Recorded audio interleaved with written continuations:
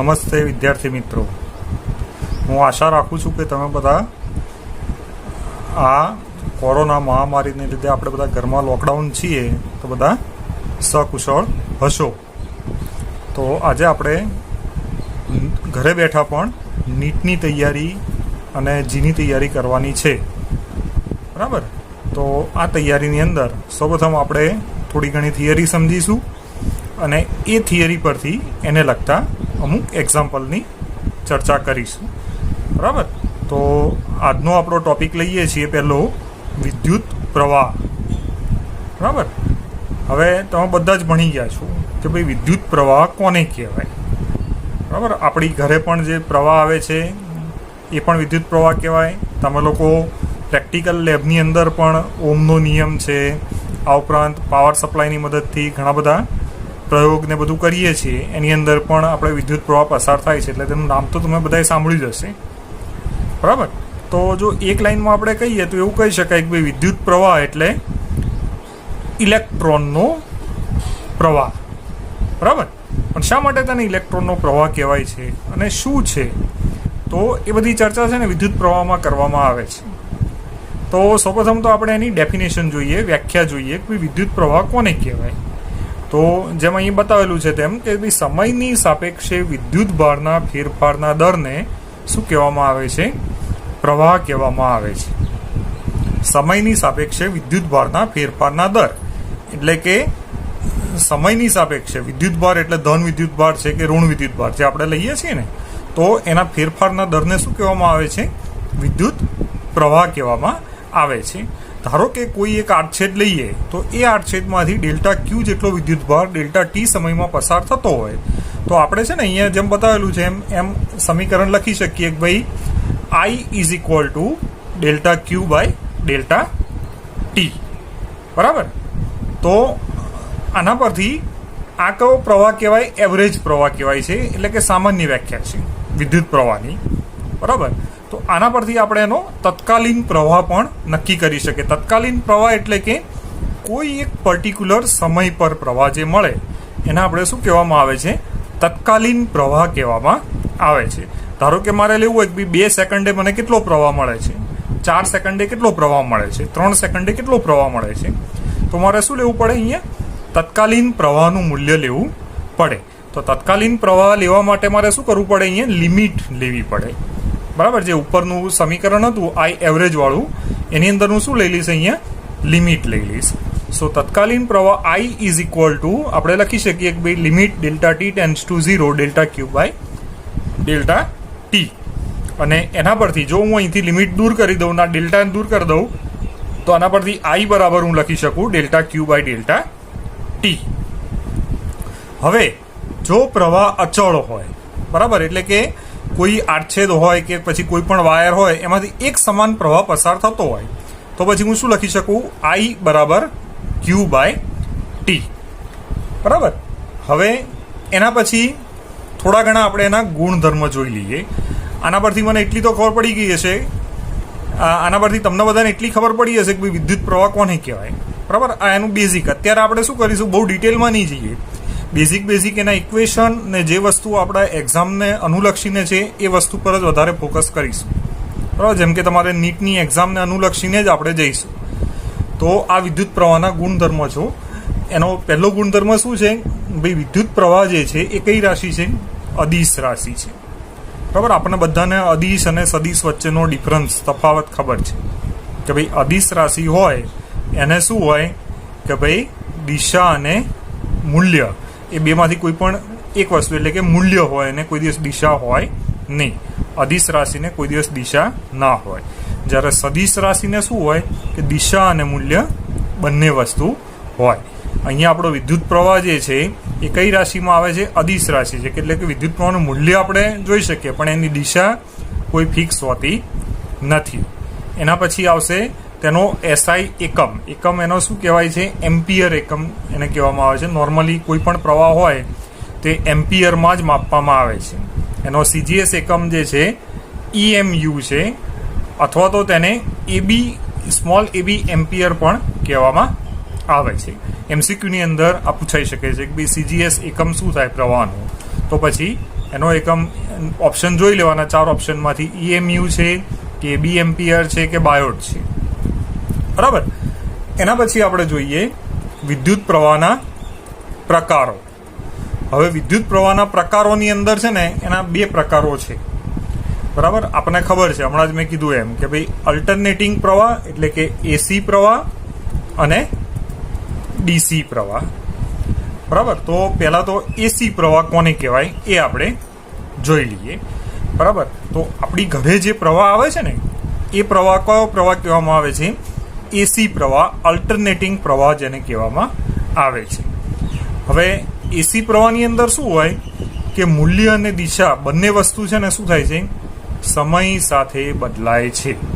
એટલે AC પ્રવાહને આપણે ગ્રાફિકલી આકૃતિની રીતે બતાવો તો આ રીતે બતાવી શકાય કે ભાઈ કરંટ વર્સિસ આપણે સમયનો ગ્રાફ દોરીએ અથવા તો વોલ્ટેજ વર્સિસ સમયનો ગ્રાફ દોરીએ તો આ રીતે કે સમય સાથે આવર્તીય રીતે શું થાય છે? બદલાય છે એના મૂલ્ય અને દિશા, બરાબર. હવે આપણે એના પછી જો જોઈએ DC પ્રવાહની વાત કરીએ, એક જ મિનિટ હો. આ જે છે બીજો પ્રવાહ જે છે એને કહેવામાં આવે છે ડાયરેક્ટ પ્રવાહ અથવા તો DC પ્રવાહ જેને આપણે કહી શકીએ.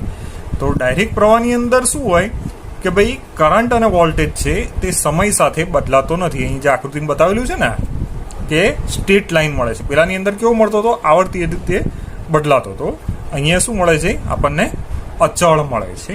એટલે જો આપણે આઈ વોલ્ટેજ કે કરંટ વર્સિસ સમયનો ગ્રાફ દોરીએ તો આપણને સીધી રેખા આ રીતે મળે, બરાબર.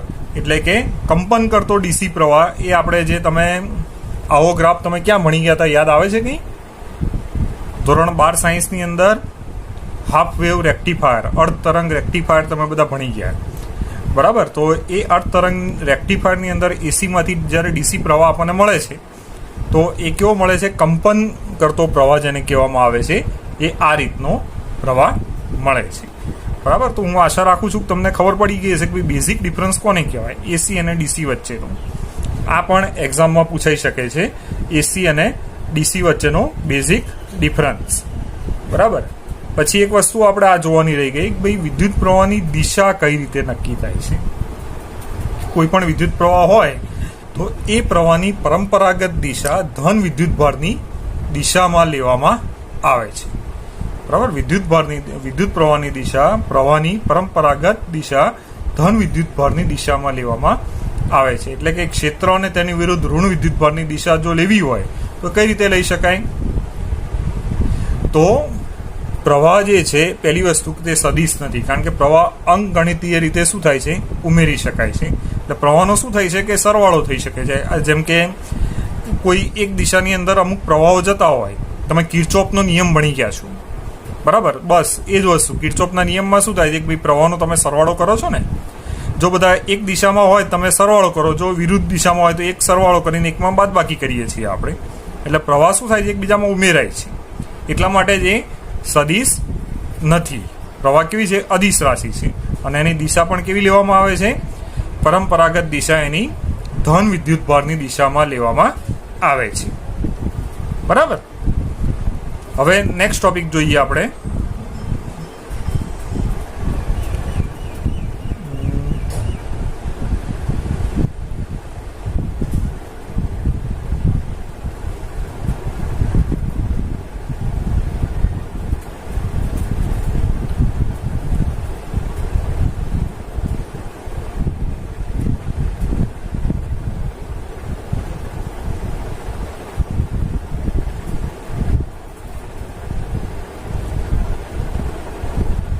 જો હવે દેખાય છે ને બધાને?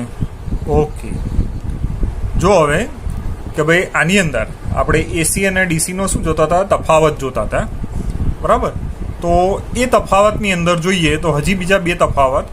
કે પહેલી વસ્તુ કે જે AC પ્રવાહ જે છે એની અંદર શું થાય છે કે ઉષ્માની અસર દર્શાવે છે. એટલે કે ઉષ્મીય અસર જોવા મળે છે. ક્યાંક ઉષ્માનો વ્યય થાય છે અથવા તો ઉષ્મા ગુમાવે છે અથવા ઉષ્મા મેળવે છે. જ્યારે DC પ્રવાહમાં શું થાય છે કે ભાઈ ઉષ્માની અસર, રાસાયણિક અસર અને વિદ્યુત અસર, આ ત્રણેય પ્રકારની અસર જોવા મળે છે. કારણ કે જ્યારે આપણે ડીસી પ્રવાહનો ઉપયોગ કરીએ છીએ ત્યારે ડીસીની અંદર શું ડાયરેક્ટ પ્રવાહ મળે છે. હવે બેટરી હોય તો આપણને બધાને ખબર છે કે બેટરીની અંદર શું હોય છે, કેમિકલ પ્રોસેસ થાય છે, બરાબર. તો એ કેમિકલ પ્રોસેસની રીતે એની અંદર શું મળે કે રાસાયણિક અસર એ મળી શકે છે, વિદ્યુતીય અસર પણ મળી શકે છે, અને ઉષ્માનો વ્યય પણ થઈ શકે છે, અથવા ઉષ્મા આપણે ગુમાવી પણ શકે છે, બરાબર. પછી એનું અહીંયા ચિહ્ન બતાવેલું છે, એસી પ્રવાહ અને ડીસી પ્રવાહના ચિહ્ન. તો આ જે ચિહ્ન બતાવે છે એ એસી પ્રવાહનું ચિહ્ન છે, જ્યારે અહીંયા જે ચિહ્ન જોવા મળે છે તે ડીસી પ્રવાહનું ચિહ્ન છે. આ એસી અને આ ડીસી. એસીનો ચિહ્ન આપણે દર્શાવીએ તો કઈ રીતે આવે, ભાઈ આવર્તીય રીતે સમય સાથે શું થાય છે, બદલાય છે. જ્યારે ડીસીની અંદર પોઝિટિવ ને નેગેટિવ, ધન ને ઋણ આપણે લઈએ છીએ, બરાબર. તો અત્યારે આપણે અહીં સુધી રાખીએ છીએ. નેક્સ્ટ ટોપિક આપણે બીજા લેક્ચરની અંદર ભણીશું, બરાબર. અહીં આશા રાખું છું કે અહીં સુધી તમને બધાને સરસ ખબર પડી હશે. Thank you. નમસ્કાર વિદ્યાર્થી મિત્રો. આપણે છેલ્લા લેક્ચરની અંદર વિદ્યુત પ્રવાહની ડિસ્કસ કરી હતી, એની ચર્ચા કરી હતી, અને એ ચર્ચાને અંતે છેલ્લે આપણે પેલા એસી અને ડીસી પ્રવાહ વચ્ચેનો બેઝિક તફાવત જોયો હતો, બરાબર. તો હવે આપણે નેક્સ્ટ ટોપિક જોઈએ, વિભિન્ન પરિસ્થિતિઓમાં પ્રવાહ. એટલે વિદ્યુત પ્રવાહ જુદી જુદી પરિસ્થિતિઓમાં કઈ રીતે કોઈ વાહકના આડછેદમાંથી કેમ પાસ થઈ શકે છે. એ તો તમને બધાને ખબર હશે ને કે કોઈ પણ વિદ્યુત પ્રવાહ હોય એ શેમાંથી પસાર થઈ શકે, વાહકમાંથી જ પસાર થઈ શકે. વિદ્યુતનું સુવાહક હોય એમાંથી જ પસાર થઈ શકે, બરાબર. તો જુદી જુદી પરિસ્થિતિઓની અંદર પ્રવાહ કઈ રીતે પસાર થાય ને એના માટે આપણે કયા સમીકરણ લખી શકીએ કે જેનો ઉપયોગ આપણે દાખલાઓમાં કરી શકીએ, તો એ હવે આપણે અહીંયા જોઈશું, બરાબર. તો પહેલું છે કે વિદ્યુત ભારની અનુવાહક ગતિના લીધે વિદ્યુત પ્રવાહ, બરાબર. તો એની અંદર શું આવશે કે જો ધારો કે n કણો, બરાબર, n સ્મોલ n નંબર છે, તો n કણો દરેકનો વિદ્યુતભાર q, એટલે કે એક એક કણનો વિદ્યુતભાર ધારો કે સ્મોલ q હોય, તો આપેલા ક્ષેત્રફળમાંથી t સમયમાં તે પસાર થાય, n કણો q વિદ્યુતભારવાળા n કણો પસાર થાય, બરાબર. અહીંયા આકૃતિમાં બતાવેલું છે. તો આપણે કઈ રીતે સમીકરણ લખી શકાય કે I is equal to NQ by T, બરાબર. n શું બતાવે છે, નંબર. ધારો કે 2 કણ પાસ થાય તો n બરાબર 2, 4 કણ પાસ થાય તો n બરાબર 4, બરાબર. જો n કણો માટે દરેકનો સ્મોલ q વિદ્યુતભાર દર સેકન્ડે એકમ ક્ષેત્રફળમાંથી પસાર થાય, બરાબર. આ ધારો કે આનું ક્ષેત્રફળ હોય તેમાંથી દર સેકન્ડે પસાર થાય, તો પ્રવાહ જે એ આડછેદના ક્ષેત્રફળ સાથે સંકળાયેલો હોય તો એના માટેનું આપણે સમીકરણ લખવું હોય તો અહીં લખાયું છે તેમ કે ભાઈ I is equal two small NQ A. Small n શું બતાવે છે, નંબર ઓફ કણો, નંબર બતાવે છે કણોના. q શું બતાવે છે, વિદ્યુતભાર, અને એ શું બતાવે છે, વાહકના આડછેદનું ક્ષેત્રફળ, બરાબર. જો n કણો દર એકમ કદમાં વિદ્યુતભાર q ધરાવે છે, બરાબર, કોઈ એકમ કદ આપેલું હોય, આ એકમ ક્ષેત્રફળ, પછી હવે એકમ કદમાં વિદ્યુતભાર q ધરાવે અને v વેગથી એની અંદર ગતિ કરતા હોય, બરાબર. એકમ કદ એટલે જનરલી છે ને પ્રવાહીમાંથી કદાચ ક્યારેક પસાર થતા હોય અને v વેગથી ગતિ કરતા હોય તો પ્રવાહ આડછેદ એનું સમીકરણ આપણે લખવું હોય કઈ રીતે લખી શકાય, I is equal to NQVA. તો આ ત્રણ સમીકરણ આપણે યાદ રાખવાના છે, ખૂબ જ ઇમ્પોર્ટન્ટ છે એક્ઝામ્પલની અંદર. I ઇઝ ઇક્વલ ટુ પહેલું કયું સમીકરણ, NQ by T. Second equation, બીજું સમીકરણ I is equal to NQA, અને ત્રીજું સમીકરણ છે I is equal to NQVA, બરાબર. પછી બીજું શું આવશે કે ભાઈ વિદ્યુત ભારની ભ્રમણ ગતિના લીધે વિદ્યુત પ્રવાહનું સમીકરણ આપણે કઈ રીતે લખી શકાય, તો એની અંદર આવશે જો ધારો કે કોઈ વિદ્યુતભાર q એક ત્રિજ્યાના વર્તુળમાં r ઝડપથી ગતિ કરે. ધારો કે અહીંયા એક આ વર્તુળ છે, એની ત્રિજ્યા શું છે, સ્મોલ r, બરાબર. તો આ વર્તુળમાં સ્મોલ r ઝડપથી ગતિ કરે છે, આ ત્રિજ્યા છે એની, અને એ ઝડપથી શું કરે છે, ધારો કે ગતિ કરે છે.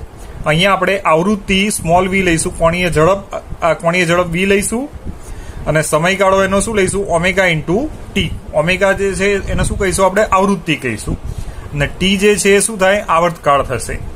તો પ્રવાહ માટેનું આપણે સમીકરણ લખવું હોય તો I બરાબર ખરેખર શું હતું, NQV. બરાબર. પણ અહીંયા આપણે શું લખીશું? I is equal two n બરાબર અહીંયા એક જ વિદ્યુતભાર લીધું છે. ધારો કે કોઈ એક વિદ્યુતભાર લીધો છે એટલે n બરાબર 1, એટલે I is equal to Q into V. બરાબર. V શું છે અહીંયા? V જે છે એ કોણીય ઝડપ છે. બરાબર. તો એના પરથી શું લખી શકાય? It is equal to I is equal to Q by T. અથવા તો જે અહીંયા જે છે આ કોણીય ઝડપ ન્યુ, એટલે આપણે એક પ્રકારનો આવૃત્તિ લઈએ ને એમ, તો આવૃત્તિ F is equal to 1 by T, આવર્તકાળનો વ્યસ્ત લઈએ છીએ ને, એવી રીતે અહીંયા શું લખી શકાય આપણે? Q by T. અને આના પરથી આપણે લખી શકાય કે QV બાય 2πr. આ સમીકરણ ક્યાંક જોયું એવું લાગે છે? આપણે 12 સાયન્સની અંદર ભણી ગયા છીએ. બરાબર. કે ભાઈ 1 by T is equal to V by 2πr.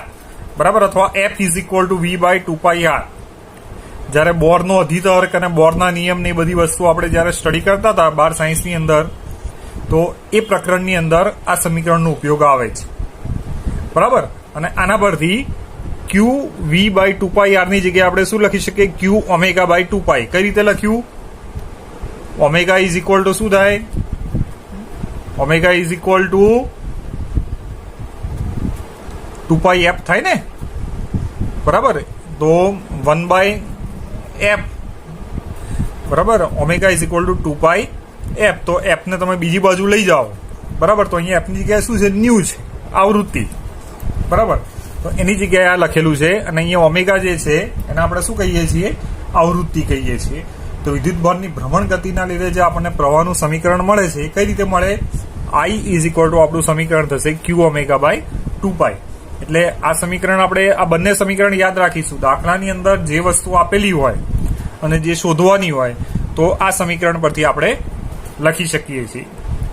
તમારે બધાએ શું કરવાનું? આ રીતની એક શોર્ટ નોટ ટાઈપ બનાવી દેવાનું. બરાબર. અને પરીક્ષાના છેલ્લા ટાઈમે શું કરવું પડે? આને રિવાઇન્ડ જ કરવું પડે. બરાબર. હવે ત્રીજું હજી એક જોઈએ આપણે કે જ્યારે વિદ્યુત સ્થિતિમાન V એ R અવરોધ પર લગાવાય. બરાબર. વિદ્યુત સ્થિતિમાન એટલે બેટરીની અંદર જે મેઇન વિદ્યુત સ્થિતિમાન આપીએ છીએ આપણે V, એ જ્યારે અવરોધ R ઉપર લગાવાય અને પ્રવાહ જ્યારે સુવાહકમાંથી પસાર થાય તો શું કહેવાય એને? I is equal to V by R. આ સમીકરણ કયું છે? યાદ આવે છે કોઈને? ઓહમનો નિયમ. બરાબર ને. આમ તો આની અંદર આવશે જ આગળ ઓહમનો નિયમ, આમ તો આની અંદર આવશે, પણ આની અંદર આવશે આગળ ઓહમનો નિયમ, પણ આપણે અત્યારે હાલ પૂરતું આ સમીકરણ શું કરીશું? યાદ રાખીશું. બરાબર. અને પાવરની વ્યાખ્યા પરથી આપણે I is equal to P by V પણ લખી શકાય. એટલે આપણે લખીએ છીએ normally power P is equal to શું થાય? VI થાય. Power P is equal to શું થાય? VI થાય. બરાબર. તો એના પરથી પણ આ સમીકરણ આપણે લખી શકીએ છીએ. બરાબર. જો હવે આગળ જોઈએ,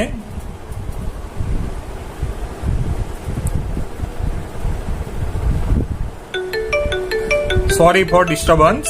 તમને હું નેક્સ્ટ લેક્ચરની અંદર આપણે જોઈએ. નમસ્કાર મિત્રો. જો આજે આપણે અહીંયા વાત કરીશું સંચય વેગ અથવા ડ્રિફ્ટ વેગ. આપણે લાસ્ટ લેક્ચરની અંદર શેની વાત કરી હતી? યાદ છે ને બધાને? પ્રવાહ ઘનતા, વિદ્યુત પ્રવાહ ઘનતાની વાત કરી હતી. તો હવે આપણે વાત કરીશું અહીંયા ડ્રિફ્ટ વેગ અથવા તો સંચય વેગ. ઘણી બધી બુકની અંદર છે ને ડ્રિફ્ટ વેગ પણ નામ આપેલું છે. પ્યોર ગુજરાતી મિનિંગ એનો સંચય વેગ થાય છે. બરાબર. તો ડ્રિફ્ટ વેગ બોલવામાં સરળ રહે છે, ઇંગ્લિશ વર્ડ છે, પણ તો આપણે અહીંયાને ડ્રિફ્ટ વેગ પણ કહી શકીએ છીએ. હવે ડ્રિફ્ટ વેગ મૂળ તો શાના કારણે જનરેટ થાય છે? કે કોઈ પણ ધાતુ હોય એ ધાતુની અંદર ઘણા બધા મુક્ત ઇલેક્ટ્રોન રહેલા હોય છે. તો એ મુક્ત ઇલેક્ટ્રોન વડે ડ્રિફ્ટ વેગ જનરેટ થાય છે અહીંયા. બરાબર. ઉત્પન્ન થાય છે. હવે એની બહુ ડિટેલ થિયરીમાં તો આપણે નહીં જોઈએ, પણ આપણે અહીંયા જે આકૃતિ બતાવેલી છે એના પરથી થોડી ઘણો ખ્યાલ ડ્રિફ્ટ વેગનો આવી શકે છે. ધારો કે અહીંયા એક ધાતુનું સુવાહક લઈએ, એની સાથે આપણે બેટરી જોડી દઈએ. આ જે છે કેપિટલ V એ બેટરીનો વિદ્યુત સ્થિતિમાનનો તફાવત બતાવે છે. આ કેપિટલ E બતાવે છે વિદ્યુત ક્ષેત્ર બતાવે છે. આ જે VD અહીં લખ્યું છે એ ડ્રિફ્ટ વેગ બતાવે છે. આ જે સ્મોલ l છે એ આ જે સુવાહક લઈએ છીએ એની લંબાઈ બતાવે છે. કેપિટલ A જે છે એ શું બતાવે છે? આડછેદનું ક્ષેત્રફળ બતાવે છે. બરાબર. તો હવે ધારો કે કોઈ સુવાહક માટે સ્મોલ n બરાબર સુવાહકના એકમ કદમાં રહેલા ઇલેક્ટ્રોનની સંખ્યા હોય, એ બરાબર 8 નું ક્ષેત્રફળ હોય, v બરાબર સુવાહકમાં વિદ્યુત સ્થિતિમાનનો તફાવત હોય, કેપિટલ E બરાબર વિદ્યુત ક્ષેત્ર હોય, અને જો બાકીના બધાની સંજ્ઞા પણ જોઈ લઈએ, સ્મોલ I બરાબર પ્રવાહ, કેપિટલ J બરાબર પ્રવાહ ઘનતા હોય, રો બરાબર વિશિષ્ટ અવરોધ હોય, અને સિગ્મા બરાબર વાહકતા. સિગ્મા ને રો શું છે? એકબીજાના વ્યસ્ત છે. તો સિગ્મા બરાબર 1/ρ લઈએ તો ડ્રિફ્ટ વેગ માટે આપણે પ્રવાહ સાથે એના સંકલનનું સમીકરણ I બરાબર શું લખી શકીએ? NeAVD. બરાબર. હવે આ Ne શું બતાવે છે આકૃતિમાં જોઈએ તો ભાઈ n નંબર ઓફ ઇલેક્ટ્રોન. બરાબર, કે ભાઈ આ સુવાહકની અંદર જેવો તમે બેટરી અહીંયા આપણે ચાલુ કરીશું, વિદ્યુત સ્થિતિમાનનો તફાવત આપીશું, તો તરત એમાંથી શું થશે? પ્રવાહ પસાર થશે. બરાબર, તે પ્રવાહ પસાર થશે તો n નંબર ઓફ ઇલેક્ટ્રોન આમાંથી શું થશે? પાસ થશે. એ શું બતાવે છે? આ 8 નું ક્ષેત્રફળ બતાવે છે. VD ડ્રિફ્ટ વેલોસિટી બતાવે છે. બરાબર, હવે આ સમીકરણ પરથી આપણે ડ્રિફ્ટ વેલોસિટીનું સમીકરણ લખીએ તો VD બરાબર I/NEA થશે. બરાબર, અહીંયા જે છે આ ઉપરના સમીકરણ પરથી NEA નીચે લઈ જઈએ. બરાબર, તો એના પરથી J/NE પણ લખી શકાય. બરાબર, કઈ રીતે આવ્યું? કારણ કે આપણે છેલ્લા લેક્ચરમાં જોયું હતું કે વિદ્યુત પ્રવાહ ઘનતા J બરાબર શું થાય? I/A. તો આના પરથી J/NE આવશે. J બરાબર શું આવશે? સિગ્મા E આપણે લખી શકાય. બરાબર, વિદ્યુત પ્રવાહ ઘનતા આપણે લાસ્ટ લેક્ચરની અંદર જે 3 ઇમ્પોર્ટન્ટ સમીકરણ જોયા હતા એમાંનું આ એક સમીકરણ J બરાબર સિગ્મા E. હવે સિગ્મા ને રો શું છે? એકબીજાના વ્યસ્ત છે. વાહકતા અને અવરોધકતા એકબીજાના વ્યસ્ત છે. તો આના પરથી E/ρNE પણ લખી શકાય. બરાબર, અને E/ρNE પરથી V/ρLNE લખી. E બરાબર શું થાય? વોલ્ટેજ અપોન લંબાઈ. બરાબર, વોલ્ટેજ V/લેન્થ લખી શકાય ને, વિદ્યુત સ્થિતિમાનનો તફાવત ભાગ્યા અંતર આપણે લખી શકાય L. તો V/ρLNE થયા. બધા જ સમીકરણ ખૂબ જ મહત્વના છે.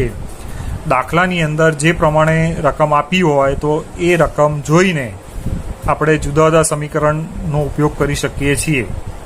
બરાબર, ધારો કે અમુક સમીકરણની અંદર ઈની વેલ્યુ આપી હોય, વિદ્યુત ક્ષેત્ર શોધવાનું હોય, અમુકમાં વિદ્યુત સ્થિતિમાનનો તફાવત શોધી શકીએ છીએ. તો આમાંથી કોઈ પણ સમીકરણનો ઉપયોગ કરી શકાય. ડ્રિફ્ટ વેગ શોધી શકાય છે. બરાબર, તો ખૂબ જ ઇમ્પોર્ટન્ટ સમીકરણ છે. આ બધા સમીકરણ આપણે યાદ રાખવાના છે. આ ઉપરાંત હવે અહીંયા સંચય વેગ એટલે કે ડ્રિફ્ટ વેગના ગુણધર્મો થોડા ઘણા જોઈ લઈએ. પહેલી વસ્તુ તો શું આવે? ડ્રિફ્ટ વેગની દિશા છે ને ધાતુના ઇલેક્ટ્રોન માટે વિદ્યુત ક્ષેત્રની દિશાની વિરુદ્ધ દિશામાં હોય છે. બરાબર, જેમ કે આપણે પ્રવાહ ઘનતામાં જોયું હતું કે પ્રવાહ ઘનતા અને વિદ્યુત ક્ષેત્રની દિશા બંને સમાન હતી. અહીંયા એનાથી થોડું ઉલટું થશે. બરાબર, કે ભાઈ ડ્રિફ્ટ વેગની દિશા ધાતુના ઇલેક્ટ્રોન માટે વિદ્યુત ક્ષેત્રની દિશાની શું હશે? વિરુદ્ધ થશે. પછી એનો નેક્સ્ટ ગુણધર્મ આપણે જોઈએ તો બીજો ગુણધર્મ આવશે VD ચલે છે E. એટલે કે ડ્રિફ્ટ વેગ એ કોના સમપ્રમાણમાં હોય છે? વિદ્યુત ક્ષેત્રના સમપ્રમાણમાં હોય છે. એટલે જેમ વિદ્યુત ક્ષેત્ર મોટું તેમ એનો ડ્રિફ્ટ વેગ શું થાય? વધારે. અને જેમ વિદ્યુત ક્ષેત્ર નાનું એમ એનો ડ્રિફ્ટ વેગ શું થશે? નાનો થશે. જો સુવાહકનો વ્યાસ બમણો થાય, ધાતુનું જે સુવાહક લઈએ છીએ એનો વ્યાસ આપણે બમણો કરીએ તો ડ્રિફ્ટ વેગ એનો બદલાય નહીં. બરાબર, કારણ કે અહીંયા વ્યાસ ઉપર તે આધાર રાખતું નથી. પછી જ્યારે સ્થિત પ્રવાહ સુવાહકમાં જાય, બરાબર, જ્યારે કોઈ આપણે પ્રવાહ પસાર કરીએ, બેટરી જોડીએ અને વોલ્ટેજ પ્રવાહ પસાર કરીએ, વોલ્ટેજ પસાર કરીએ એમાંથી સુવાહકની અંદર, ત્યારે ડ્રિફ્ટ વેગ શું હોય છે? 8 ક્ષેત્રફળના વ્યસ્ત પ્રમાણમાં હોય છે. તો આના ગુણધર્મો પણ ઘણા બધા ઇમ્પોર્ટન્ટ છે, યાદ રાખવાનું. આ ગુણધર્મના આધારે પણ એક માર્કના MCQ પૂછાઈ શકે છે. બરાબર, ડ્રિફ્ટ વેગ ચલે છે 1/A. એના પછી આપણે જોઈએ નેક્સ્ટ ટોપિક છે, થોડો નાનો ટોપિક પણ એ પણ ઇમ્પોર્ટન્ટ છે, વિશ્રામ સમય. ઘણી બધી બુકની અંદર રિલેક્સેશન ટાઈમ, રિલેક્સેશન સમય પણ આપેલો હોય છે. બરાબર, તો અહીંયા આપણે જોઈશું વિશ્રામ સમય, રિલેક્સેશન સમય. પહેલા તો એની વ્યાખ્યા, કોને કહેવાય રિલેક્સેશન ટાઈમ, રિલેક્સેશન સમય કોને કહેવાય? તો ઇલેક્ટ્રોનના ધન આયનો સાથેના બે ક્રમિક અથડામણો વચ્ચેના સમયને શું કહેવામાં આવે છે? વિશ્રામ સમય કહેવામાં આવે છે. બરાબર, ખબર પડી? ઇલેક્ટ્રોનના ધન આયનો સાથેના બે ક્રમિક અથડામણો વચ્ચેના સમયને શું કહેવાય? વિશ્રામ સમય કહેવામાં આવે છે. વિશ્રામ સમયનો સિમ્બોલ એની સંજ્ઞા શું છે? ટાઉ છે. અને ટાઉ બરાબર આપણે લખી શકાય કે સરેરાશ મુક્ત પથ ભાગ્યા ઇલેક્ટ્રોનનો RMS વેગ. બરાબર. અને આના પરથી ઇટ ઇઝ ઇક્વલ ટુ આપણને ખબર છે કે સરેરાશ મુક્ત પથની સંજ્ઞા શું થાય? લેમડા થાય. અને ઇલેક્ટ્રોનનો RMS વેગ એટલે કે VRMS લખી શકાય અહીંયા. બરાબર. ફરી વખત એની વ્યાખ્યા શું થાય કે ઇલેક્ટ્રોનના ધન આયનો સાથેના બે ક્રમિક અથડામણો વચ્ચેના સમયની. પોઝિટિવ આયન જે ધન આયનો હોય ઇલેક્ટ્રોનની સાથે કોની સાથે અથડામણ થાય? ઇલેક્ટ્રોનની સાથે જ્યારે એની અથડામણ થાય તો એક અથડામણ થઈ ગઈ ને એના પછી તરત બીજી અથડામણ થાય તો એ બે જે અથડામણો વચ્ચેનો જે સમય છે ને એને શું કહેવાય? વિશ્રામ સમય કહેવામાં આવે છે. અને આ આપણે સમીકરણ ટાઉ બરાબર લેમડા બાય VRMS આ ખૂબ જ ઇમ્પોર્ટન્ટ છે, યાદ રાખીશું. તાપમાન વધતા શું થાય છે? VRMS એટલે કે RMS વેગ વધે છે અને સુવાહકતા ટાઉ શું થાય છે? ઘટે છે. એટલે તાપમાન પર પણ શું છે તે આધારિત છે. બરાબર. ગતિશીલતા, કોની ગતિશીલતા? અહીંયા ઇલેક્ટ્રોનની ને બધાની ગતિશીલતા જોઈશું. એટલે કે આ પણ ખૂબ જ ઇમ્પોર્ટન્ટ છે. મોબિલિટી. બરાબર. બુકની અંદર ઘણી વખત લખેલું છે, મોબિલિટી પણ લખેલું હોય છે. ઇંગ્લિશ વર્ડ જ એનો ઘણી જગ્યાએ યુઝ થતો હોય છે. એટલે કન્ફ્યુઝ નહીં થઈ જવાનું. પરીક્ષામાં ગતિશીલતા ના પૂછે, મોબિલિટી પૂછે તો આ જ વસ્તુ છે. આપણે અહીંયા પ્યોર ગુજરાતી લેંગ્વેજ વાપરી છે. બરાબર. તમારી આપણે 12માની બુકની અંદર જેમ કે પેલો સંચય વેગની જગ્યાએ ડ્રિફ્ટ વેગ પણ લખેલું છે. આ ગતિશીલતાની જગ્યાએ શું લખેલું છે? મોબિલિટી પણ લખેલું છે. તો પહેલાં તો મોબિલિટીની વ્યાખ્યા સમીકરણ પરથી આપણે યાદ રાખીશું. મોબિલિટીનો સંજ્ઞા છે મ્યુ. એને મ્યુ વડે દર્શાવાય છે. મ્યુ બરાબર આવશે VD/E. બરાબર. તો મોબિલિટીની વ્યાખ્યા શું થશે? કે દર એકમ વિદ્યુત ક્ષેત્રમાં સંચિત વેગને મોબિલિટી અથવા ગતિશીલતા કહેવામાં આવે છે. અથવા તો ડ્રિફ્ટ વેગ અને વિદ્યુત ક્ષેત્રના ગુણોત્તરને શું કહેવામાં આવે છે? મોબિલિટી કહેવામાં આવે છે. હવે આ એનું એકમ એ ખાસ યાદ રાખવાનો છે. મોબિલિટીનો એકમ નીટની પરીક્ષામાં એક વખત પૂછાયેલો છે. તેનો એકમ શું થશે? મીટર² / વોલ્ટ * સેકન્ડ. કઈ રીતે આવે? જેમ કે અહીંયા વેગ છે, વેગનો એકમ શું થાય? મીટર/સેકન્ડ થશે. બરાબર. અને ઈનો એકમ શું થાય? વોલ્ટ. E = V/L લખીએ છીએ તો વોલ્ટ ભાગ્યા મીટર આવશે. બરાબર. એટલે વોલ્ટ ભાગ્યા મીટર, તો મીટર ક્યાં જશે? ઉપર જશે. એટલે ઉપર 2 મીટરનો સ્ક્વેર થઈ જશે અને નીચે વોલ્ટ * સેકન્ડ આવશે. બરાબર. તો અત્યારે અહીં સુધી આપણે કઈ ચર્ચા કરી? ફરી વખત જસ્ટ ખાલી રિવાઇઝ કરી લઈએ. સંચિત વેગ, ડ્રિફ્ટ વેગના સમીકરણ, બધા જ સમીકરણ આપણે યાદ રાખવાના છે. બરાબર. જોવા છે ફરી વખત સમીકરણ. જો આજે આપણે કયા સમીકરણો જોયા? એક તો આ VD = I/NE, J/NE, σE/NE અને છેલ્લે V/ρLNE. આ સમીકરણનો ઉપયોગ જેવો એક્ઝામ્પલ પૂછ્યો હોય અને જે વસ્તુ માગી હોય એ રીતે આપણે યુઝ કરીશું. ખાલી તમને બધાના સંજ્ઞા યાદ હોવા જોઈએ બધાની, કે ભાઈ ઈને વિદ્યુત ક્ષેત્ર કહેવાય, સિગ્માને વાહકતા કહેવાય, બરાબર, રોને અવરોધકતા કહેવાય. અને આ પણ ઇમ્પોર્ટન્ટ છે, પ્રવાહ I = NE VD. બરાબર. એક તો આજે આ જોયું. બીજી વસ્તુ એના બધા ગુણધર્મો જોયા સંચિત વેગના.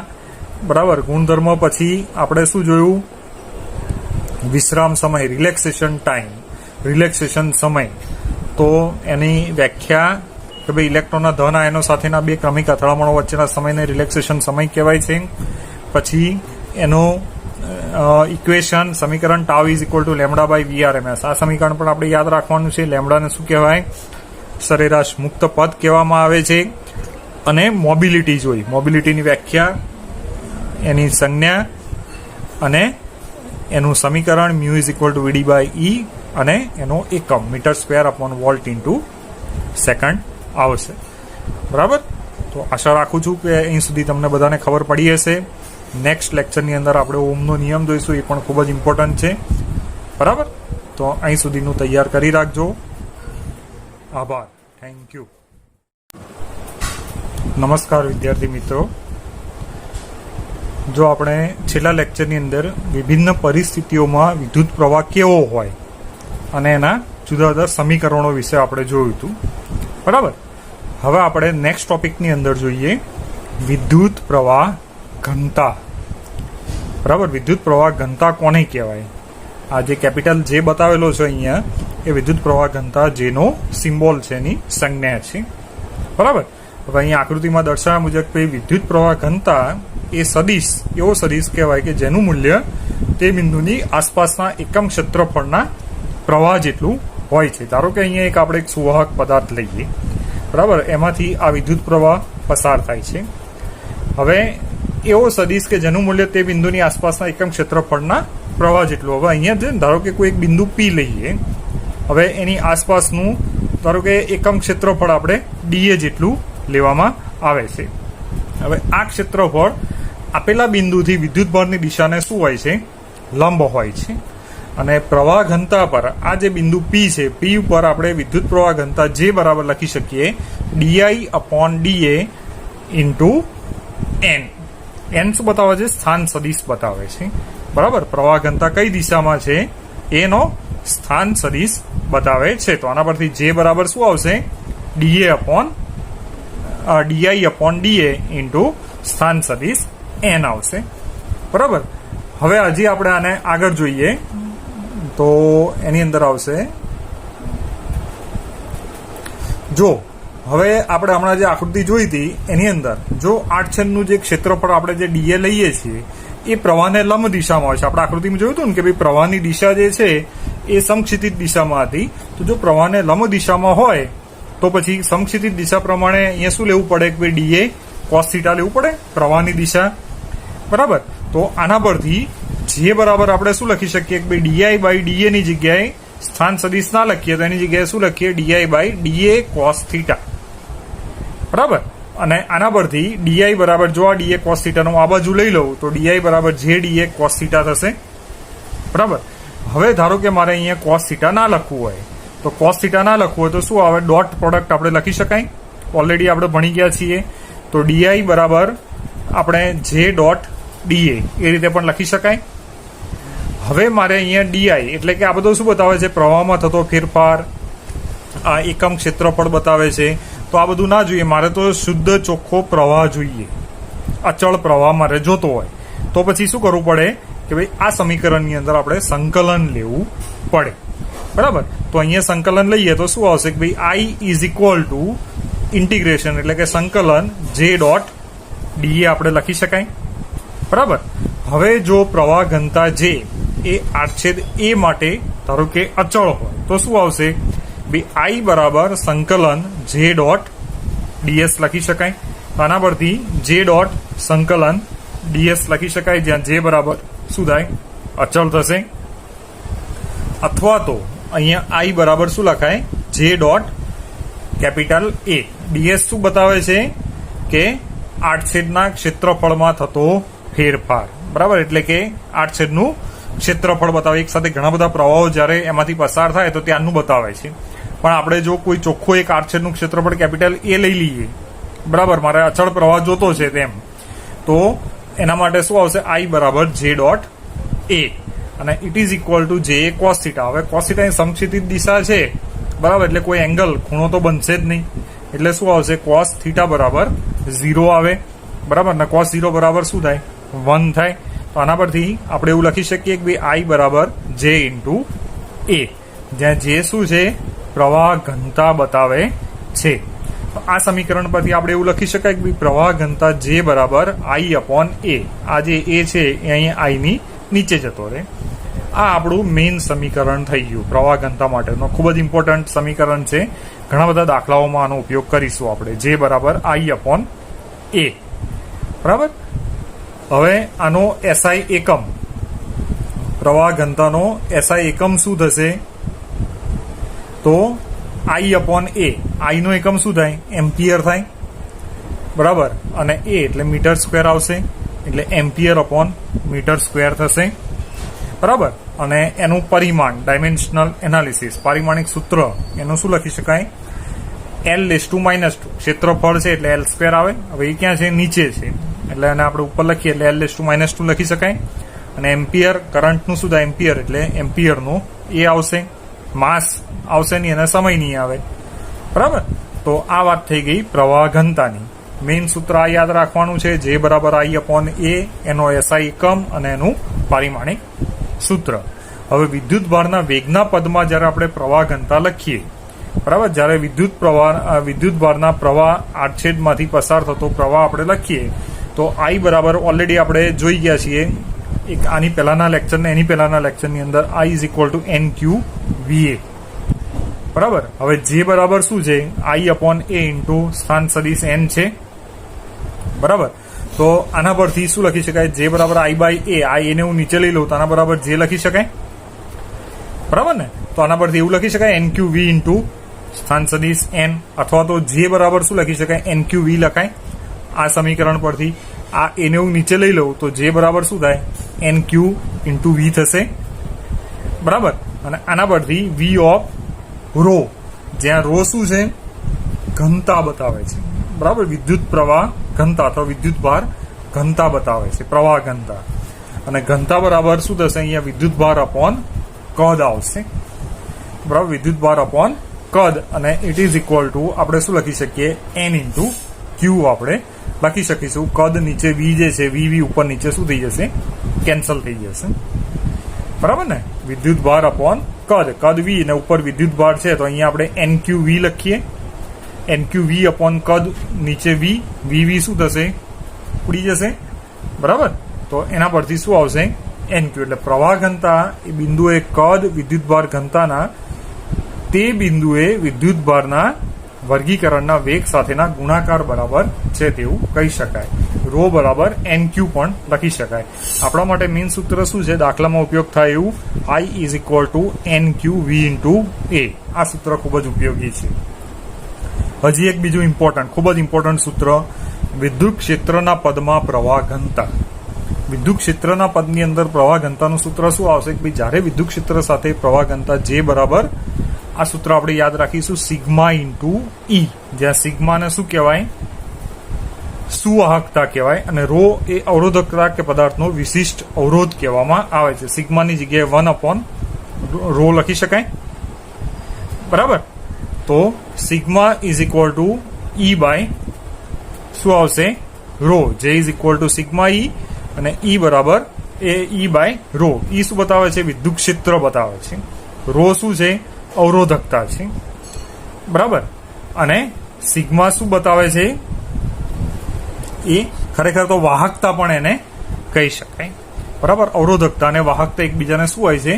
વ્યસ્ત હોય છે, કે જેને પદાર્થનો વિશિષ્ટ અવરોધકતાને કહી શકાય આપણે, બરાબર. તો આ સૂત્ર પણ આપણા માટે ખૂબ જ ઇમ્પોર્ટન્ટ સૂત્ર છે કે જેનો આપણે દાખલાની અંદર ઉપયોગ કરીશું. પછી અમુક એની લાક્ષણિકતા બતાવી છે પ્રવાહ ઘનતાની. પ્રવાહ ઘનતા Jની દિશા વિદ્યુત ક્ષેત્ર Eની દિશા સમાન હોય છે, એટલે કે વિદ્યુત ક્ષેત્ર Eની દિશા અને Jની દિશા શું હોય છે? બંને એક સમાન હોય છે. પછી જો વિદ્યુત ક્ષેત્ર અચળ હોય તો પ્રવાહ ઘનતા પણ શું થશે? અચળ થશે. એટલે બંને એકબીજાને શું હોય છે? સમાન હોય છે. તો આ વાત થઈ ગઈ આપણે વિદ્યુત પ્રવાહ ઘનતાની. ઘણો ઇમ્પોર્ટન્ટ ટોપિક છે. મેઇન સૂત્રો એની અંદર કયા? એક તો પહેલું સૂત્ર આપણે J બરાબર I અપોન A, બરાબર. આપણે સૌપ્રથમ જોયું તે.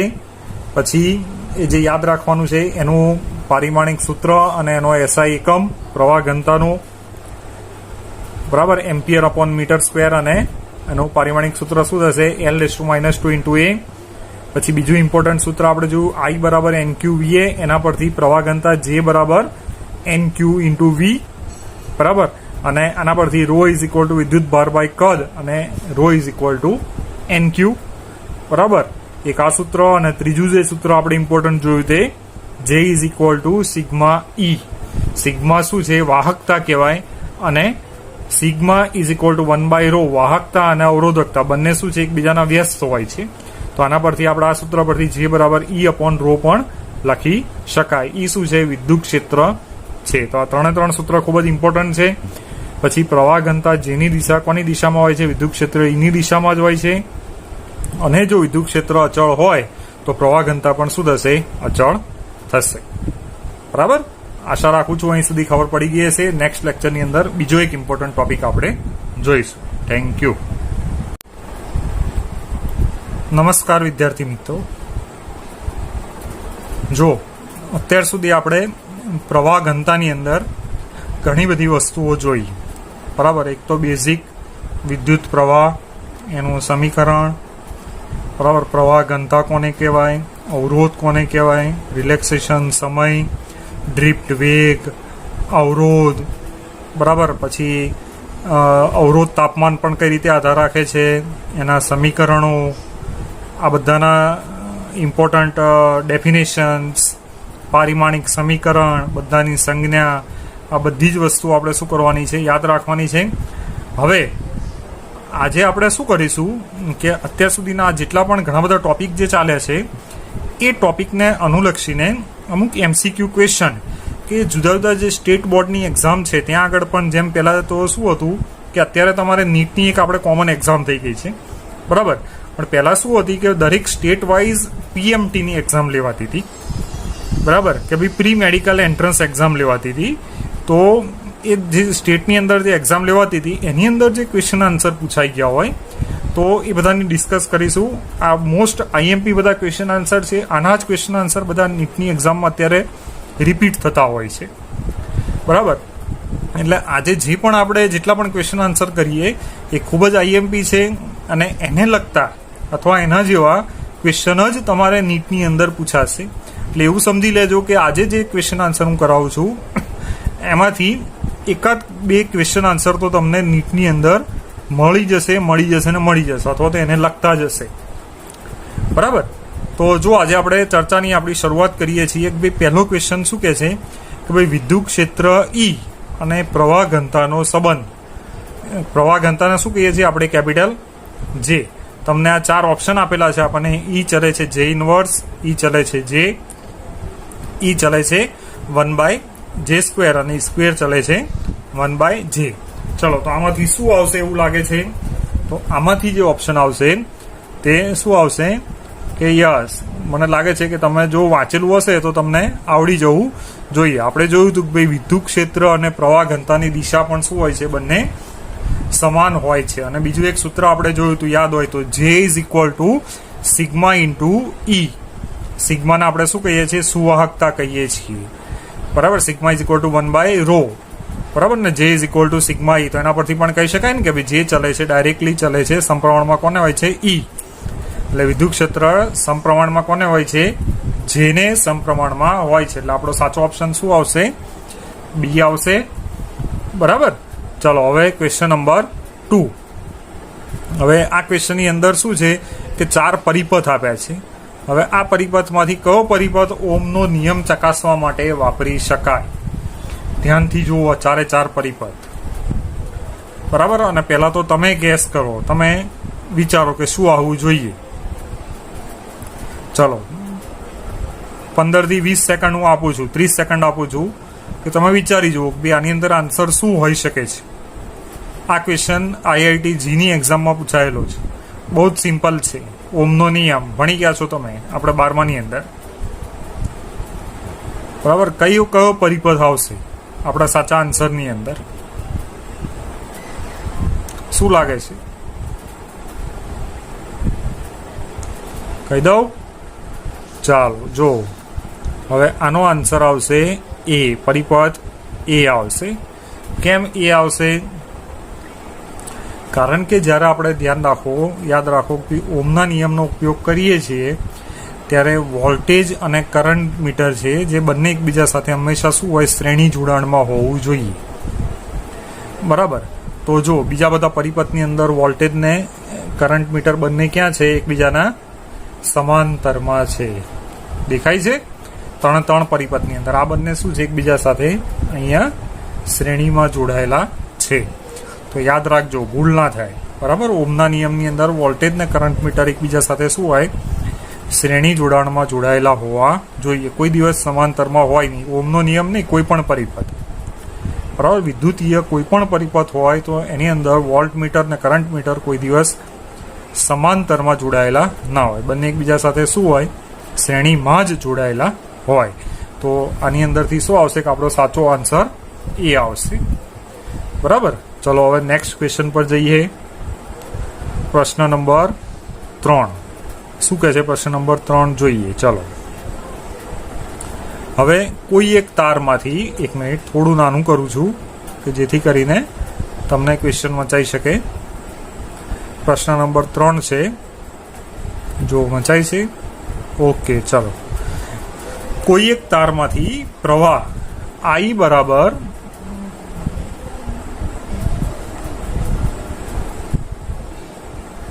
ઓહો બહુ મોટું થઈ ગયું, એક જ મિનિટ, સોરી.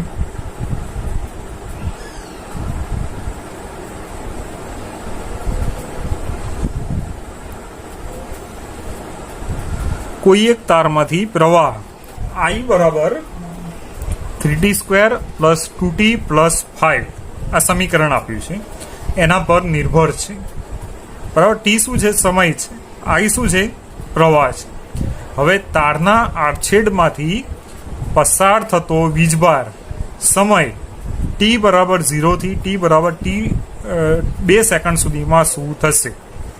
અહીંયા આગળ શું આવશે? પાછું આપણે યાદ કરો પહેલો લેક્ચર પ્રવાહનું જ્યારે જોયું હતું, પ્રવાહ વિશે એની અંદર આપણે જોઈ ગયા છીએ, બરાબર, કે કઈ રીતે આ સમીકરણ આપણે આ સોલ્વ કરી શકાય અથવા કરી શકાય. આ એક્ઝામ્પલનો આન્સર જો મેં નીચે આન્સર સોલ્વ કરીને જ મૂકેલો છે. આ સમીકરણ આપ્યું છે પહેલાં તો I = 3t² + 2t + 5, બરાબર. તો આના પરથી મેં તમને કહ્યું હતું I = શું હતું સમીકરણ? q/t, બરાબર, dq/dt હતું.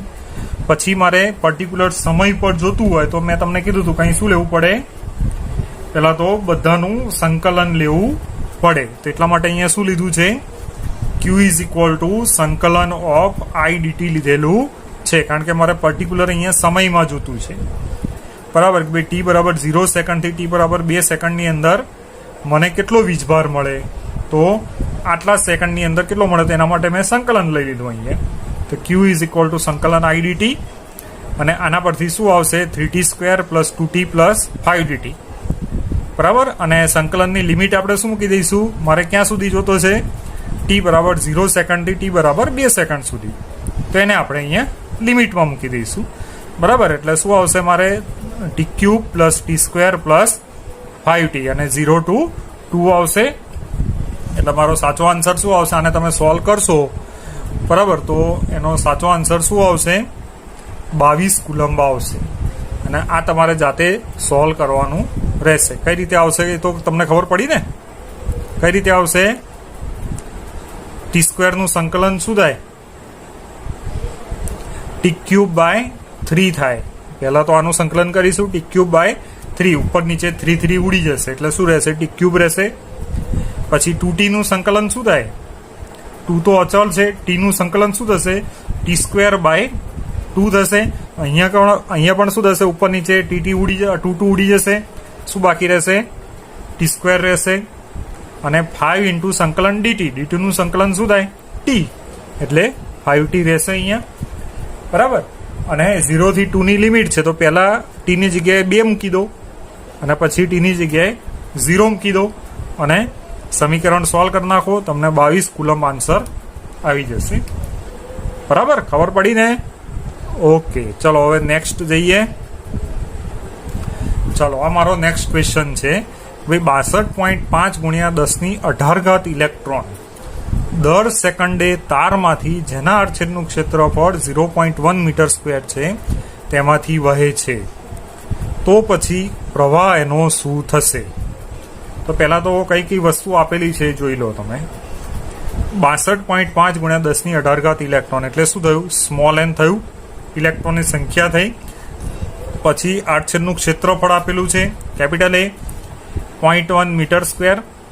તો મારે ફાઇન્ડ શું કરવાનું છે? પ્રવાહ ફાઇન્ડ કરવાનો છે. તો પહેલાં જે આપેલું છે ને એ લખી લેવાનું, પછી બધા સમીકરણો યાદ કરવાના. આપણે હમણાં લાસ્ટ લેક્ચરમાં બધા સમીકરણ ચાલ્યા છે એના પરથી જ છે, બરાબર. તો I = શું થાય? q/t થાય. q = ne લખી શકાય. n શું છે? નંબર ઓફ ઇલેક્ટ્રોન, 62.5 × 1018, અને e શું છે? ચાર્જ, ઇલેક્ટ્રોનનો ચાર્જ, વીજભાર, શું થાય? 1.6 × 10⁻⁻19 કુલમ. અને t બરાબર એકમ સમય આપેલું છે, એટલે t બરાબર 1 સેકન્ડ આવશે. આને તમે સોલ્વ કરશો તો આન્સર 10 એમ્પિયર આવી જશે. આની અંદર જોયું તમે ક્યાંય આડછેદના ક્ષેત્રફળનો ઉપયોગ કરવો પડ્યો નહીં, બરાબર. એના ઉપયોગ કરીને તમારે સમીકરણ લખવું હોય તો પણ આવી શકે, પણ અહીંયા જરૂર નથી, એટલા માટે આપણે રહેવા દીધું. બરાબર, ડાયરેક્ટ આનાથી મળી જતું હોય તો આ સહેલું સમીકરણ છે. હવે જોઈએ એક્ઝામ્પલ નંબર 5. શું કહે છે એક્ઝામ્પલ નંબર 5? જુઓ તો પહેલાં તો આપ્યું છે કે ભાઈ ઈએમએફનો સ્ત્રોત ની વેલ્યુ આપી છે 15 વોલ્ટ, અને અવગણ્ય આંતરિક અવરોધ છે તે ચલિત અવરોધ સાથે જોડાય, એટલે કે આંતરિક અવરોધ ચલિત અવરોધ સાથે જોડાઈને શું થાય છે, પ્રવાહ સમય સાથે એક સમીકરણ આપ્યું છે એ મુજબ વધે છે. તો 5 સેકન્ડની અંદર વીજભાર કેટલો થશે? એટલે આ દાખલો કોના જેવો થયો? સેમ ટુ સેમ હમણાં ઉપર કર્યો હતો ને, di/dt i is equal two integration qt, બરાબર, અથવા તો q is equal two integration i into dt પ્રમાણે કર્યો તો એ પ્રમાણે જ છે.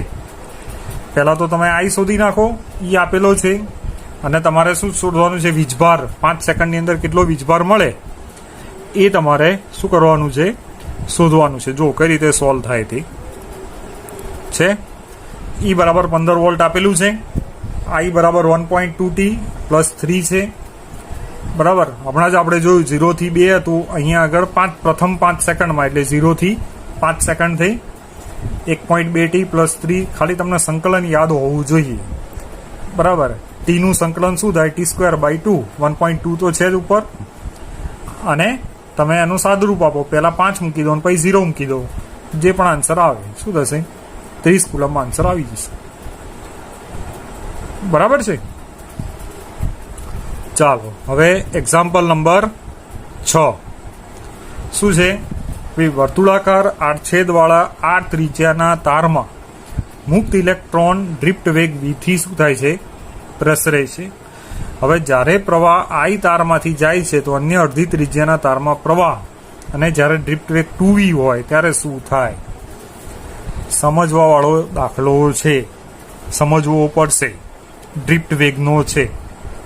એક તો શું આપ્યું છે? જો રકમને છે ને જ્યાં સુધી ખબર ના પડે ને ત્યાં સુધી 2 વખત 3 વખત 4 વખત વાંચો, શાંતિથી વાંચીને કયા સમીકરણનો ઉપયોગ કરવો અને શું કહેવા માંગે છે એ રીતે કરવાનું. તમારી પાસે ઇનફ ટાઈમ હોય છે, એવું નથી હોતું કે ટાઈમ ખૂટે છે, બરાબર. 45 એક્ઝામ્પલ, 45 ક્વેશ્ચન હોય છે ફિઝિક્સના નીટમાં, 45 હોય છે કેમિસ્ટ્રીના, અને 90 બાયોલોજીના હોય છે. મને લાગે છે કે બાયોલોજીના ક્વેશ્ચનમાં તમારે એટલું બધું વિચારવું નથી પડતું, બરાબર. રહી વાત ફિઝિક્સ ને કેમિસ્ટ્રીને, એની અંદર તમને તો બાકીનો ઇનફ ટાઈમ મળે છે. તો પહેલાં ક્વેશ્ચન વાંચો 1-2 વખત, વિચારીને પછી એનો આન્સર આપવાનો, બરાબર. જો આની અંદર શું આવશે? આન્સરની અંદર આપણે જોઈએ કે ભાઈ વર્તુળાકાર આડછેદના r ત્રિજ્યાના તારમાં મુક્ત ઇલેક્ટ્રોન ડ્રિફ્ટ વેગ v થી પ્રસરે છે. ડ્રિફ્ટ વેગ આપેલો છે અહીંયા vd, બરાબર. આપણે એને અહીંયા vd કહી દઈશું. હવે જ્યારે પ્રવાહ I તારમાંથી જાય છે તો અન્ય અડધી ત્રિજ્યાના તારની અંદર પ્રવાહ કેટલો થશે, બરાબર. અને જ્યારે ડ્રિફ્ટ વેગ 2v હોય ત્યારે પ્રવાહ કેટલો થશે, એટલે કે એની સાથે જ છે. તો એ અહીંયા આપણે ફાઇન્ડ કરવાનું છે. તો સૂત્ર આપણને ખબર છે, બરાબર. I is equal two NEA VD, તમને યાદ હોય તો J is equal two NE VD. Drift વેગ આપણે જ્યારે એની થિયરી જોઈ ત્યારે આ સૂત્ર આપણે ઓલરેડી જોઈ ગયા છીએ. હવે અહીંયા 2 ભાગ કરી નાખીએ, I1/I2. પહેલાં જ્યારે ડ્રિફ્ટ વેગ 2v હોય અથવા તો અડધી ત્રિજ્યા થાય ત્યારનો, અને પહેલાં તો જ્યારે ફૂલ ત્રિજ્યા હોય ત્યારનો. તો અહીંયા I1/I2 નો શું લઈ લઈએ? ગુણોત્તર લઈ લઈએ. તો R1² VD1 upon R2² VD2 રહેશે, બાકી તો સમાન થશે. તો એ બધા ઉડી જશે ઉપર નીચે, એટલે શું રહેશે કે R1 ની જગ્યાએ R2V લઈ લઈએ, અને R2 ની જગ્યાએ R2/4. અડધી ત્રિજ્યા થઈ જાય છે ને, એટલે R/2, અહીંયા R2/4 થઈ જશે, બરાબર. ઇટ ઇઝ ઇક્વલ ટુ, તો અહીંયા R2V શું થશે? ઉડી જશે, બરાબર. અને શું બાકી રહેશે? It is equal two drift વેગ કેટલો થાય છે? 2v જેટલો થાય છે, બરાબર. તો આના પરથી શું આવશે? It is equal to 2. તો I2 બરાબર I1/I2 બરાબર શું આવશે? 2. તો આના પરથી I2 બરાબર શું થશે? I1/2 થઈ જશે, બરાબર. કારણ કે અહીંયા આપણે શું લઈ લઈએ છીએ કે ભાઈ I is equal two I1 લઈ લઈએ, બરાબર. તો આશા રાખું છું કે તમને ખબર પડી ગઈ હશે, બરાબર. ચાલો હજી એક નેક્સ્ટ જોઈએ. ચલો એકદમ સિમ્પલ પણ વિચારવા લાયક. નીચેનામાંથી કયો ઇલેક્ટ્રોનનો ગુણધર્મ તેની સુવાહકમાં પ્રવાહ નક્કી કરે છે? ડ્રિફ્ટ વેગ, માત્ર ઉષ્માવેગ અને ડ્રિફ્ટ વેગ બંને કે એક પણ નહીં? શું આવશે આન્સર? ચાલો, આશા રાખું છું કે તમને બધાને એનો આન્સર સાચો પડ્યો હશે. હું આન્સર કહી દઉં. આન્સરમાં એ આવશે. ઇલેક્ટ્રોનનો ગુણધર્મ શું આવે? પ્રવાહ અને ડ્રિફ્ટ વેગ વચ્ચેનો સંબંધ છે ને, એટલે ડ્રિફ્ટ વેગ શું કરે છે? સુવાહકમાં પદાર્થનું બધું નક્કી કરે છે. બરાબર. તો અહીં સુધીનું આ લેક્ચરની અંદર રાખીએ છીએ. હજી બીજા અમુક ઇમ્પોર્ટન્ટ એક્ઝામ્પલ છે અત્યાર સુધીની જે થિયરી ચાલી છે એના પરથી, એ હવે આપણે નેક્સ્ટ લેક્ચરમાં લઈશું. બરાબર. ચાલો, થેન્ક યુ. નમસ્કાર વિદ્યાર્થી મિત્રો. તો હમણાં જ આપણે જોયું સંચય વેગ, ડ્રિફ્ટ વેગ, અને એ આપણે આગલા લેક્ચરની અંદર બધી ડિસ્કસ કરી હતી. બરાબર. છેલ્લે આપણે જોયું હતું mobility, mu is equal to V D by E, અને ઘણા બધા ડ્રિફ્ટ વેગના અને મોબિલિટીના અને રિલેક્સેશન સમયનું સમીકરણ, એનું ઇક્વેશન જોયું હતું. હવે આપણે આગળ જઈએ પ્રવાહ વિદ્યુતની અંદર. આપણો મેઇન ટોપિક ઓહમનો નિયમ. આને લગતો એકાદો ક્વેશ્ચન નીટની એક્ઝામમાં 100% હોય છે, ઓહમના નિયમને લગતો.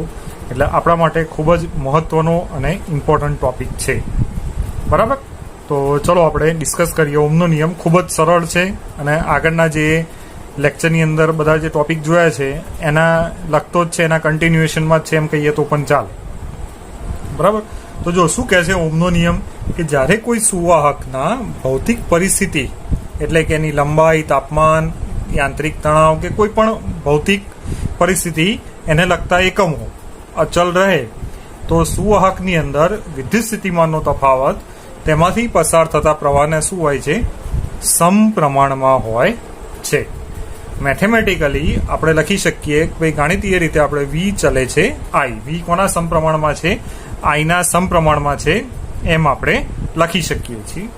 બરાબર. અને આના પરથી આપણે એવું લખી શકાય વી બરાબર આઈ આર, અથવા તો V by I is equal to R, જ્યાં આરને શું કહેવામાં આવે છે? વિદ્યુત અવરોધ કહેવામાં આવે છે. અને આ ખૂબ જ આપણું મેઇન સમીકરણ છે, ઓહમના નિયમનું સમીકરણ. V is equal to I R, અથવા તો V by I is equal to R આપણે કહી શકાય.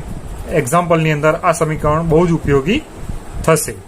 હવે ઓહમિક અવરોધ કોને કહેવાય? બરાબર. હવે શું કહેવામાં આવે છે કે ભાઈ આ જે ઓહમનો નિયમ છે ને એ સાર્વત્રિક નથી હોતો. બરાબર. કે જે પદાર્થો કે જે ઓહમના નિયમને અનુસરે તેવા પદાર્થને શું કહેવાય? ઓહમિક પદાર્થો કહેવામાં આવે છે. કારણ કે ઘણા બધા એવા તત્વો છે, ઘણા બધા એવા પદાર્થો જે ઓહમના નિયમને અનુસરતા નથી. ધાતુના સુવાહક હોય તેમ છતાં ઓહમના નિયમને અનુસરતા નથી. આ ઉપરાંત ભિન્ન તાપમાને વીઆઈ વક્ર શું હોય છે? ભિન્ન હોય છે. જો અહીંયા વક્ર આપેલો છે, ઓહમના નિયમને જે અનુસરે ને એનો આલેખ છે વી અને વર્સિસ આઈ. વી વિરુદ્ધ આઈનો આલેખ છે. એ લગભગ કેવો મળે? સીધી લીટીમાં મળે. તો સીધી લીટીમાં જે આલેખ હોય ને એ અહીંયા ઓહમના નિયમને અનુસરે. એટલે વીની સાથે કરંટ, વોલ્ટેજની સાથે કરંટ છે તે સ્ટ્રેટ લાઇન બતાવે છે.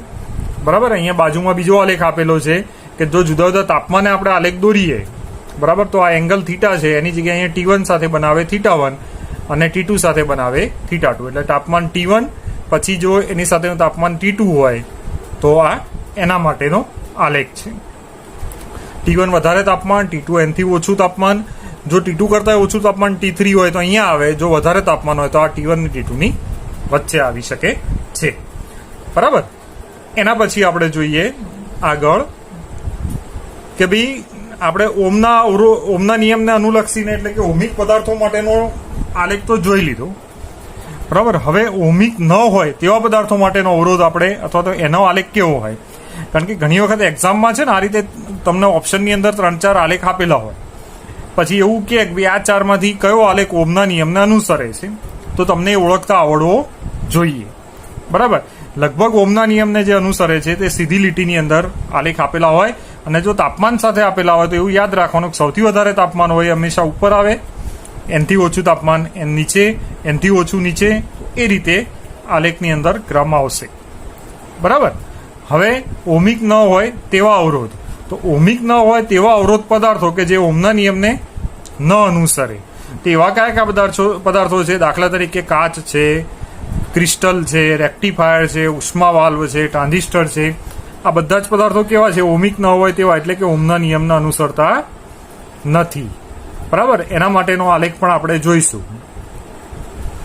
તો આ બધા માટે કેવું હોય છે કે વી વર્સિસ આઈ નો આપણે અથવા આઈ વર્સિસ વી નો આલેખ દોરીએ ને તો એ સુરેખ વક્ર મળતો નથી, એટલે સીધી લીટી ના મળે. બરાબર, વિદ્યુત સ્થિતિમાનના તફાવતનો પ્રવાહના ગુણોત્તરથી ગુણોત્તર શું હોય છે? ગતિશીલ, એટલે કે ડાયનેમિક અવરોધ જેને કહેવામાં આવે છે. તો એવા અવરોધને શું કહેવાય? ડાયનેમિક અવરોધ કહેવામાં આવે છે. આર ઇઝ ઇક્વલ ટુ તો વી બાય આઈ જ થાય.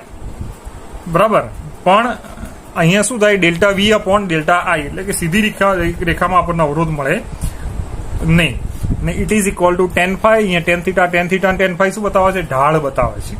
કોઈ પણ આપણે આલેખ દોરીએ તો એનો આપણે ઘણી વખત ઢાળ લેતા હોઈએ છીએ ને. બરાબર, તો એ શું બતાવે છે? ઢાળ બતાવે છે. બરાબર, હા. હવે કેટલાક અન્ય ઓહમિક ન હોય તેવા આલેખો, જેમ કે જો અહીંયા ટ્રાયોડ વાલ્વનો આલેખ આપેલો છે, આઈ વર્સિસ વીનો આલેખ. બરાબર, જે સ્ટ્રેટ લાઈન નથી. પછી આ અર્ધવાહક પદાર્થો માટેનો આલેખ આપેલો છે. પછી ટોર્ચ બલ્બ માટેનો આલેખ આપેલો છે. તો આ બેઝિક ડિફરન્સ તમારે ખાલી મેઇન યાદ રાખવાનો છે એના આલેખ પરથી. ઓહમિક પદાર્થો હોય તો એનો આલેખ આપણને સીધી રેખામાં મળશે, અને ઓહમિક ન હોય તો એના માટેનો આલેખ આપણને સીધી રેખામાં મળશે નહીં. અને એનું સમીકરણ યાદ રાખવાનું છે, વી બરાબર આઈ આર. બરાબર, હવે એના પછી એક બીજું એક છે કે એની અંદર જ આવશે થર્મિસ્ટર. થર્મિસ્ટર નામ સાંભળ્યું હશે તમે લોકોએ કદાચ. ભાઈ થર્મિસ્ટર કોને કહેવાય? થર્મિસ્ટર જે છે તે ઉષ્મા સંવેદી સાધન કહેવામાં આવે છે કે જેનો અવરોધ ખૂબ જ વધારે હોય અને તે ધન અથવા તો ઋણ પણ હોઈ શકે છે. પછી થર્મિસ્ટર સામાન્ય રીતે વિવિધ ધાતુ જેમ કે નિકલ, લોખંડ, તાંબુ, કોબાલ્ટ વગેરેમાંથી બનાવી શકાય છે. અને થર્મિસ્ટરને શું કહેવામાં આવે છે? તે છે ને અર્ધવાહક છે. બરાબર, એનું કદ જે હોય છે ખૂબ જ નાનું હોય છે અને તે મણકા, ડિસ્ક અથવા તો સળિયા સ્વરૂપે પણ હોય છે. આ ઉપરાંત થર્મિસ્ટર સામાન્ય અવરોધથી કઈ રીતે જુદું પડે છે? એટલે કે થર્મિસ્ટરનો અવરોધ બંને એક જ છે? ના, થોડી ઘણી એની જે આપણે કહીએ કે લાક્ષણિકતાઓ મળતી આવે છે, પણ બંનેની અંદર ઘણો બધો ડિફરન્સ છે. પહેલી વસ્તુ જો, પહેલો તો શું છે કે ભાઈ તેનો અવરોધ છે તે ઝડપથી તાપમાન સાથે બદલાય છે. પેલાની અંદર પણ બદલાય તો છે, પણ આની અંદર શું છે? ખૂબ જ ઝડપથી બદલાય છે. તેનો તાપમાન અચળાંક શું હોય છે? ખૂબ જ વધારે હોય છે. પછી તેના અવરોધનો તાપમાન અચળાંક જે છે તે ધન અથવા તો ઋણ પણ હોઈ શકે છે. બરાબર, આપણે ઓહમના નિયમની અંદર ઋણ આવતું નથી. આની અંદર અવરોધનો તાપમાન અચળાંક છે તે ધન અથવા તો ઋણ પણ હોઈ શકે છે. આ ઉપરાંત થર્મિસ્ટરના મહત્વના ઉપયોગો, અમુક આપણે ઉપયોગો જોઈએ થર્મિસ્ટરના. તો એ ઉપયોગોની અંદર આપણે જોઈએ તો એનો પહેલો ઉપયોગ જોઈએ તો તે ખૂબ નાના તાપમાનના બદલાવ માપવા માટે અને નીચા તાપમાન માપવા માટે વપરાય છે. બરાબર, એટલે કે થર્મિસ્ટર 10-30 સેન્ટીગ્રેડ તાપમાનનો તફાવત પણ માપી શકે છે. આ ઉપરાંત તે ટેલિવિઝનની પિક્ચર ટ્યુબના ફિલામેન્ટને સલામત કરવા માટે પણ વપરાય છે. બરાબર, તો આ વસ્તુ થઈ ગઈ થર્મિસ્ટરને લગતી. હવે આપણે જોઈએ આગળ અવરોધ. બરાબર, ઓહમના નિયમની અંદર જ તે આગળ આપણે અવરોધ આવી ગયો ને. અવરોધ V is equal to I R, જ્યાં આપણે કેપિટલ આર ને શું કહીએ છીએ? અવરોધ કહીએ છીએ. તો અવરોધ વિશે પણ આપણે થોડું ઘણું જોઈ લઈએ કે અવરોધને શું કહેવામાં આવે છે કે તે પદાર્થનો એવો ગુણધર્મ છે કે જેના વડે તે પ્રવાહને અવરોધે. તેને શું કહેવાય? અવરોધ કહેવામાં આવે. એનું નામ જ છે. પ્રવાહનું શું કરે છે? અવરોધે છે. પ્રવાહની ખૂબ જ વધારે સર્કિટમાંથી કોઈ પરિપથમાંથી પ્રવાહ પાસ ના થઈ જાય તેના માટે શું કરવામાં આવે છે? પર્ટિક્યુલર જુદા જુદા મૂલ્યનો અવરોધ એની વચ્ચે મૂકી દેવામાં આવે છે. આ ઉપરાંત તે મુક્ત ઇલેક્ટ્રોનની આયન કે અણુ સાથેની અથડામણને લીધે પણ અહીંયા મળે છે. હવે જો કોઈ ધાતુનું સુવાહક હોય એના માટે સ્મોલ એલ બરાબર સુવાહકની લંબાઈ હોય, કેપિટલ એ બરાબર આના આર્ચરનું ક્ષેત્રફળ હોય, સ્મોલ એન બરાબર મુક્ત ઇલેક્ટ્રોનની સંખ્યા હોય એકમ કદની અંદર, અને ટાઉ બરાબર રિલેક્સેશન સમય એટલે કે વિશ્રામ સમય હોય, તો આપણે અવરોધને જુદી જુદી રીતે આ રીતે સમીકરણથી લખી શકીએ છીએ. આર બરાબર રો એલ અપોન એ, આ એનું મુખ્ય મેઇન સમીકરણ છે. કેપિટલ આર બરાબર રો એટલે અવરોધકતા, એલ બાય એ લંબાઈ અને ક્ષેત્રફળ, આડછેદનું ક્ષેત્રફળ. It is equal to M by N E square tau. M by N E square tau આ ક્યાંથી આવ્યું? રો બરાબર. અને એ સમીકરણ આપણે પહેલા આગળના લેક્ચરમાં જોઈ ગયા છીએ. બરાબર. એટલે હું એક વસ્તુનો અહીંયા આગ્રહ રાખીશ તમારી પાસે કે તમે છે ને આ લેક્ચર જોવો છો તો આગળના પણ જે આપણે વિડીયો લેક્ચર જે લીધા છે થોડા શોર્ટ ટાઈમના, એ બધા લેક્ચર પણ એકવાર જોઈ લેજો, તો પછી તમને પાછળના લેક્ચરમાં ખબર પડશે. કારણ કે કન્ટિન્યુએશનમાં આપણી બધી વસ્તુ જાય છે. બરાબર. તો અહીંયા આગળ રો બરાબર શું આવશે? M by N E square tau, જ્યાં રો બરાબર સુવાહકની શું કહેવામાં આવે છે? અવરોધકતા કહેવામાં આવે છે. હવે તેના ગુણધર્મો આપણે જોઈએ તો પહેલા તો તેનો એસઆઈ એકમ શું થશે? કે ભાઈ એસઆઈ એકમ વોલ્ટ પર એમ્પિયર અથવા તો ઓમ લખવામાં આવે છે. અવરોધનો એસઆઈ એકમ શું થાય? ઓમ, અથવા તો વી બાય આઈ એટલે કે વોલ્ટ અપોન એમ્પિયર પણ લખી શકાય. બરાબર. અને 1 ઓમ બરાબર 10⁹ અવરોધ આપણે કહી શકાય. આ ખાસ યાદ રાખવાનું છે. તેનું પરિમાણ, ડાયમેન્શનલ ફોર્મ્યુલા, પારિમાણિક સૂત્ર એનું શું થાય? M1 L2 T-3 A-2. કઈ રીતે આવે? રો એલ બાય એ પરથી આવી જાય. જો તમને રો એલ અને એના પારિમાણિક સૂત્રો આવડતા હોય એના પરથી તમે આરનું પારિમાણિક સૂત્ર સાબિત કરી શકો છો. બરાબર. એની સાથે સાથે તે આપણે અહીંયા વાહકતા લઈએ, જી. વાહકતા જી કોને કહેવામાં આવે છે? તો અહીંયા અવરોધના વ્યસ્તને શું કહેવામાં આવે છે? વાહકતા કહેવામાં આવે છે. એટલે જી ઇઝ ઇક્વલ ટુ 1/r. બરાબર. અહીંયા અવરોધકતા નહીં આવે પણ શું આવશે? અવરોધ આવશે. અવરોધના વ્યસ્તને વાહકતા કહેવામાં આવે છે. G is equal to 1/r. અને તેનો એકમ શું થાય? 1/ઓમ અથવા તો ઓમ ઇન્વર્સ થશે. બરાબર. અવરોધકતાના વ્યસ્તને તો શું કહેવાય? બરાબર ને? જી ઇઝ ઇક્વલ ટુ 1/r આવશે. ઓમ ઇન્વર્સ અથવા તો એને સાયમન પણ કહેવામાં આવે છે. આ ઉપરાંત અવરોધ શેની વસ્તુ પર આધાર રાખે છે? આ ઘણી વખત એક્ઝામમાં પૂછાયેલું છે. કયા પરિબળો પર આધાર રાખે છે, કયા પર નથી રાખતું?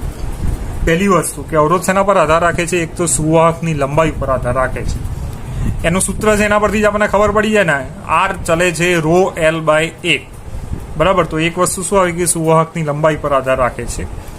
બરાબર. સુવાહક તાર ધારો કે અવરોધ આર ધરાવે તેને એન ભાગમાં કાપવામાં આવે તો દરેક ભાગનો અવરોધ શું થાય? આર બાય એન જેટલો અવરોધ થાય. પછી સુવાહકના આડછેદના ક્ષેત્રફળ પર આધાર રાખે છે. એલ બાય એ હતું ને એટલે એના ક્ષેત્રફળ પર પણ આધાર રાખે. બરાબર. એના પછી બીજું શું આવશે?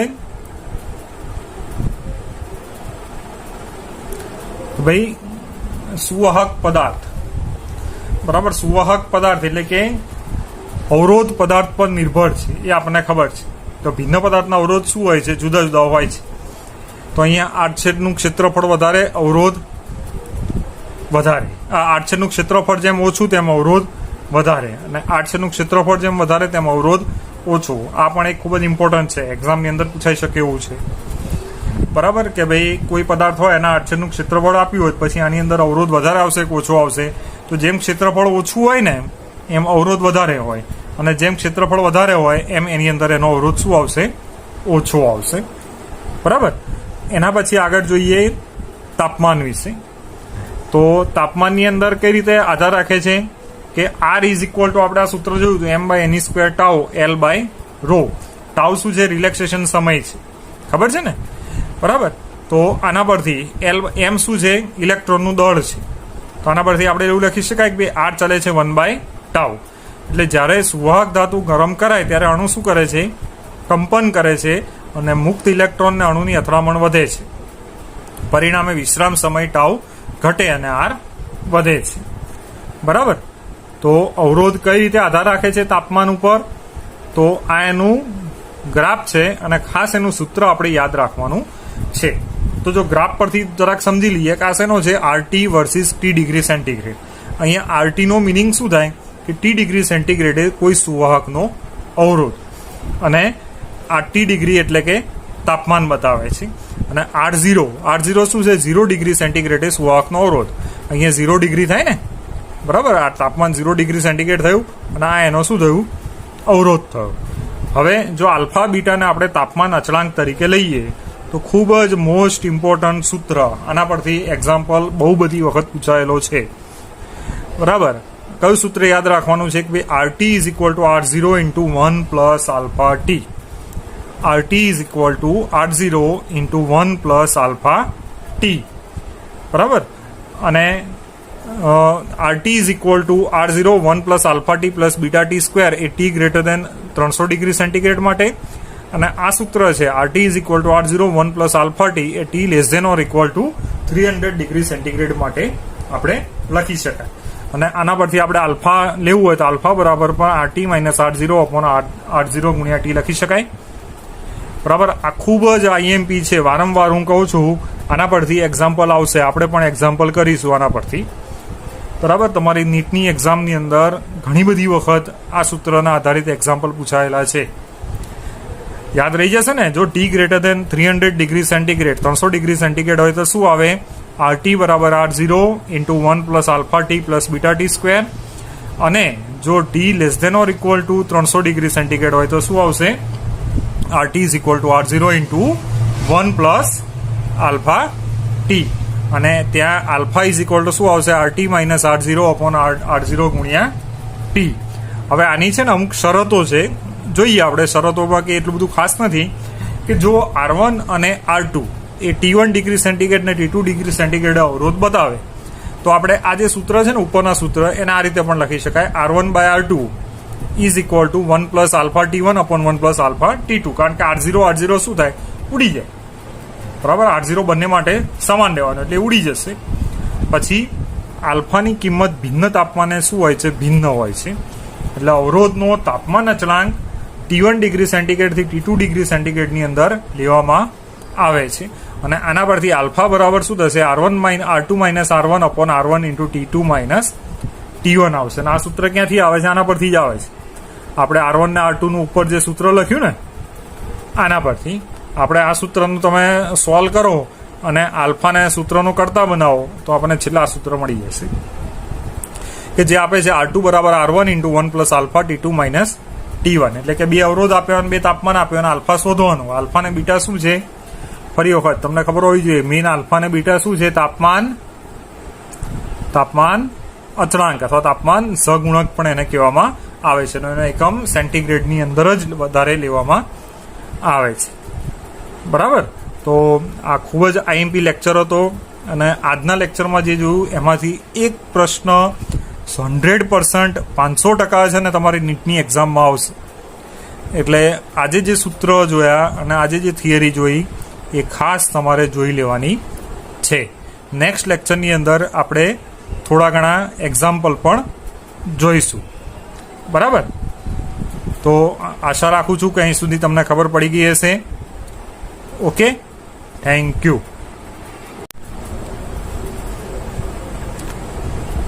નમસ્તે વિદ્યાર્થી મિત્રો.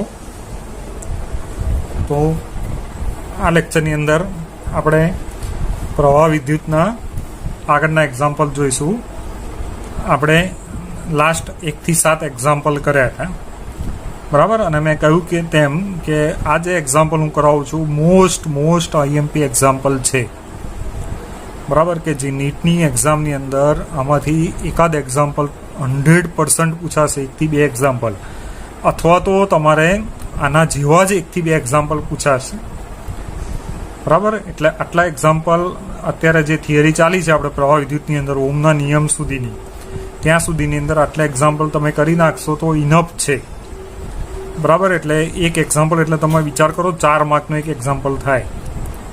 બરાબર, એટલે આમાંથી તમને 100% મળી રહેશે. એટલે આ એક્ઝામ્પલ કરી નાખવાનો વારંવાર કહું છું.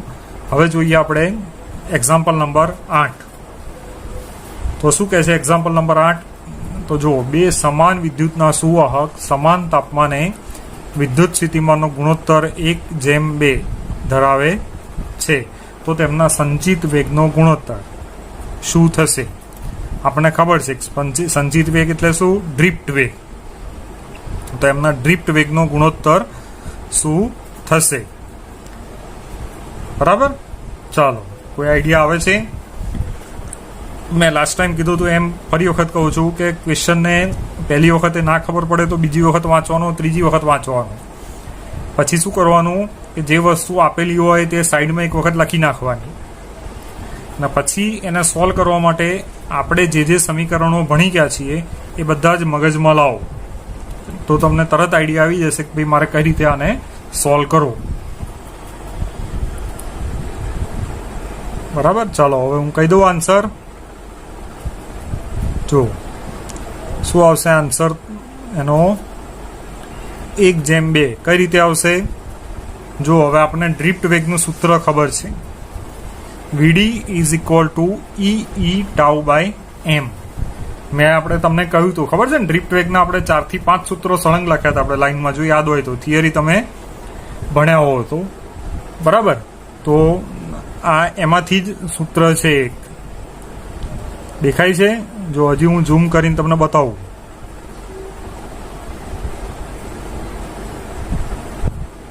આ સૂત્ર યાદ હોય તો. બરાબર, આપણે જ્યારે ડ્રિફ્ટ વેગની થિયરી જોઈ ત્યારે આ સૂત્રનો ઉપયોગ આવી ગયો છે, E/m ઇન્ટુ ટાઉ.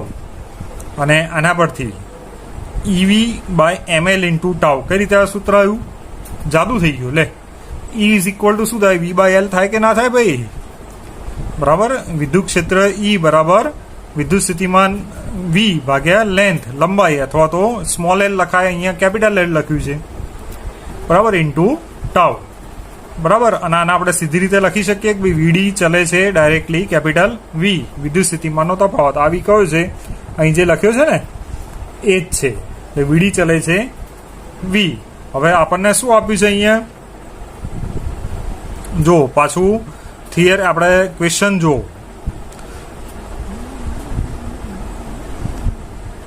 કે ભાઈ ક્વેશ્ચન શું કહે છે કે બે સમાન સુવાહક સમાન તાપમાને વિદ્યુત સ્થિતિમાનના તફાવતનો ગુણોત્તર શું ધરાવે છે? 1:2 ધરાવે છે. તો તેમના ડ્રિફ્ટ વેગનો ગુણોત્તર એટલે V1/V2 અહીંયા શું છે? આપેલું છે. V1/V2 બરાબર 1:2 આપેલું છે. હવે વીડી ડાયરેક્ટલી ચલે છે. વીડી કોના સમપ્રમાણમાં છે? આ સમીકરણ પ્રમાણે વીના તો સમપ્રમાણમાં છે. તો જો V1/V2 બરાબર 1:2 થતું હોય તો વીડી બરાબર પણ શું થાય? 1:2 જ થાય. એટલે ઉપર આપણને જો ઓપ્શન આપ્યા છે એમાંથી આન્સર શું આવશે? ઓપ્શન એ આવશે, 1:2. બરાબર, ચાલો હવે આપણે નેક્સ્ટ જોઈએ. આપણે એક્ઝામ્પલ નંબર 9, ક્વેશ્ચન નંબર 9, કે ભાઈ તાંબાના તારના દર 100 mm માં ઇલેક્ટ્રોનની સંખ્યા આપી છે 2×10⁻².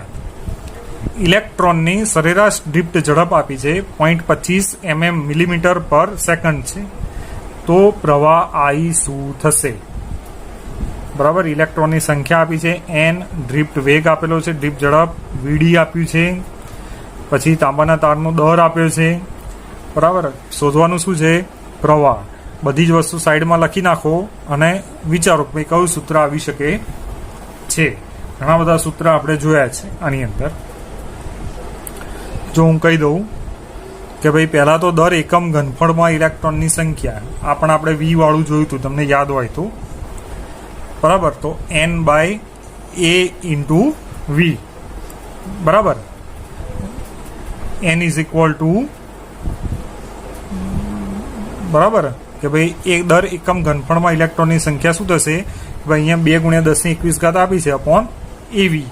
તાંબાના તારનો દર આપેલો છે A ઇન્ટુ 100. એ મળી જાય પછી તો સિમ્પલ છે. બરાબર, સૂત્ર છે જ આપણી આગળ કરંટનું, NEA VD. બરાબર, તો 2×10⁻²² ગુણ્યા E છે 1.6×10⁻19, ક્ષેત્રફળ ગુણ્યા 0.25, અહીંયા એમ્પિયર આપેલું જ છે. બરાબર, એ કેમ મેં એમ રાખ્યો છે? કારણ કે નીચે પણ એ આવે છે એટલે એ શું થશે? અહીંયા ઉડી જશે. બરાબર, તો આને તમે સોલ્વ કરશો આ સમીકરણને એટલે તમને આન્સર શું મળી જશે? 0.8 એમ્પિયર આન્સર મળી જશે. બરાબર, ખબર પડી ને? હા, એટલે થોડાક છે ને શું હોય છે? ટ્રિકી હોય છે. સૂત્ર બધા જ યાદ હોવા જોઈએ તો તમને બધા જ એક્ઝામ્પલ આવડી જાય. ચાલો 10મો, ખૂબ જ સરળ ક્વેશ્ચન. કોઈ પણ ધાતુના સુવાહકમાં અચળ વિદ્યુત સ્થિતિમાનનો તફાવત લગાવેલ છે તો તે રાશિ કઈ અચળ રહેશે? કઈ રાશિ અચળ રહેશે આમાંથી? ચાલો તમે જણાવો કઈ રાશિ અચળ રહેશે. બરાબર, ચલો હું આન્સર કહી દઉં છું અત્યારે. તો ભાઈ વિદ્યુત પ્રવાહ શું રહે છે? સમાન રહે છે. અચળ વિદ્યુત સ્થિતિમાનનો તફાવત લગાવો તો ઓમનો નિયમ થયો કે નહીં ભાઈ? ખબર ના પડી આટલી તે? બરાબર, અચળ વિદ્યુત સ્થિતિમાનનો વી ચલે છે આઈ ભાઈ, ઓમનો નિયમ. બરાબર, વી ડાયરેક્ટલી કોના સમપ્રમાણમાં હોય છે? આઈ ના. એટલે વીજ પ્રવાહ શું રહે? સમાન જ રહે ને. બરાબર, ચાલો એકદમ સરળ હતો આ. ચલો હવે આ પાછો દાખલો આવ્યો 11 નંબર જુઓ તો જ્યારે 5 વોલ્ટ વિદ્યુત સ્થિતિમાન તફાવત 0.1 મીટર લંબાઈના તાર પર લગાવાય, ડ્રિફ્ટ વેગ આપેલો છે 2.5 × 10⁻⁴ મીટર પર સેકન્ડ. જો ઇલેક્ટ્રોન ઘનતા 8 × 10⁻28 મીટર/−3 હોય તો એની અવરોધકતા શું થશે? અવરોધકતા એટલે શું થાય? એનો સિમ્બોલ તમને ખબર હોવી જોઈએ. સંજ્ઞા રો મારે શોધવાની છે. 5 વોલ્ટ વિદ્યુત સ્થિતિમાનનો તફાવત આપ્યો છે. કેટલું બધું આપેલું છે? લંબાઈ એલ આપેલી છે, ડ્રિફ્ટ વેગ વીડી આપેલો છે, ઇલેક્ટ્રોન ઘનતા આપેલી છે. બરાબર, બધી જ વસ્તુઓ લખીને અવરોધકતાનું સૂત્ર લગાવો રો. તો શું આવશે જોવાના પરથી છે. થોડુંક ટ્રીકી, થોડુંક મગજ લગાવવાનું છે. વી ઇઝ ઇક્વલ ટુ ઓમના નિયમ પરથી શું થાય? આઈઆર થાય. આઈ બરાબર આપણને ખબર છે એની એ વીડી ના આર બરાબર શું છે? રો એલ બાય એ આવે. બસ પતી ગયું. રો શોધવાનો છે, બાકી બધી જ વસ્તુ મોટા ભાગની આપેલી છે. જે ઉડતું હોય ઉડાડ દો. ક્ષેત્રફળ ઉડી જશે, એ નથી આપ્યું, એ આમે તે ઉડી જશે. બાકી શું રહેશે? Rho is equal to V by V D L એની. બસ પતી ગયું. આ બધી જ વેલ્યુ તમે મૂકી દો. વી બરાબર 5, વીડી મૂકી દો. બરાબર છે, બધી જ વેલ્યુ પાછી એમકેએસમાં આપેલી છે. આ ખાસ ધ્યાન રાખવાનું. બરાબર, ક્વેશ્ચનની અંદર એમકેએસ સીજીએસમાં કદાચ કન્વર્ટ કરવું પડે તો કન્વર્ટ કરી નાખવાનું. અમુક સેન્ટીમીટરમાં આપ્યું અને આન્સર મીટરમાં માંગ્યો હોય તો એ જ્યારે કેલ્ક્યુલેશન કરો ત્યારે ખાસ ધ્યાન રાખવાનું. બરાબર, આ સૂત્રમાં મૂકો અને ડાયરેક્ટ આન્સર આવી જશે 1.6 × 10⁻5, જે આપણો ઓપ્શન ડી છે. બરાબર, ખબર પડી ને? ઓકે, ચાલો હવે જોઈએ ક્વેશ્ચન નંબર 12. તારનો અવરોધ આપેલો છે કેપિટલ આર. અન્ય બીજો એક તાર છે, એનો અવરોધ જે પહેલા જેવો પણ તેનો વ્યાસ છે ને શું છે? બમણો છે. અવરોધ પહેલા જેટલો જ છે પણ તેનો વ્યાસ શું છે? બમણો છે. તો તે કેટલો થશે? બરાબર, જોઈએ. ચલો આ પણ શું આવશે? રોયલ બાય એ વાળું જ લાગે છે. હા ભાઈ, લાગે છે ને? R is equal to rho L by A. હવે R1 બાય R2 બે તાર આપ્યા છે, એકને 1 કહી દઈએ, એકને 2 કહી દઈએ. બરાબર, તો રો તો બેની સેમ જ છે. તો L1 by A1 upon L2 by A2, તો L1 by L2 into A2 by A1 લખી શકાય. એ ઇઝ ઇક્વલ ટુ πd². બરાબર, તો પહેલાનો આપણે 1 લઈએ તો બીજાનો શું છે? બમણો છે. L1 બરાબર 5 મીટર આપેલું છે. 5 મીટર આપ્યું છે ને? Okay, L1 is equal two 5 અહીંયા આપ્યું નથી, ખરેખર આપવું જોઈએ, ભૂલ છે દાખલાની અંદર. ભાઈ લંબાઈ છે ને, પહેલા તારની લંબાઈ આપેલી છે 5 મીટર. બરાબર, તો 5 by L2 into 2² pi upon અહીંયા π1². નાના પરથી તમને L2 આપણને મળી જશે. R1 by R2 no ratio તો શું છે? 1 છે, કારણ કે બંને તાર માટે R શું છે? સેમ છે. એટલે R બાય R એટલે શું દઈએ તો 1 થઈ જાય. બરાબર, તો આના પરથી L2 બરાબર તમને 20 મીટર મળે. બરાબર, ચાલો હવે એટલે 12 નંબરનો ક્વેશ્ચન છે ને, એની અંદર ભૂલ છે એટલે એને આપણે અત્યારે થોડો નિગ્લેક્ટ કરીશું.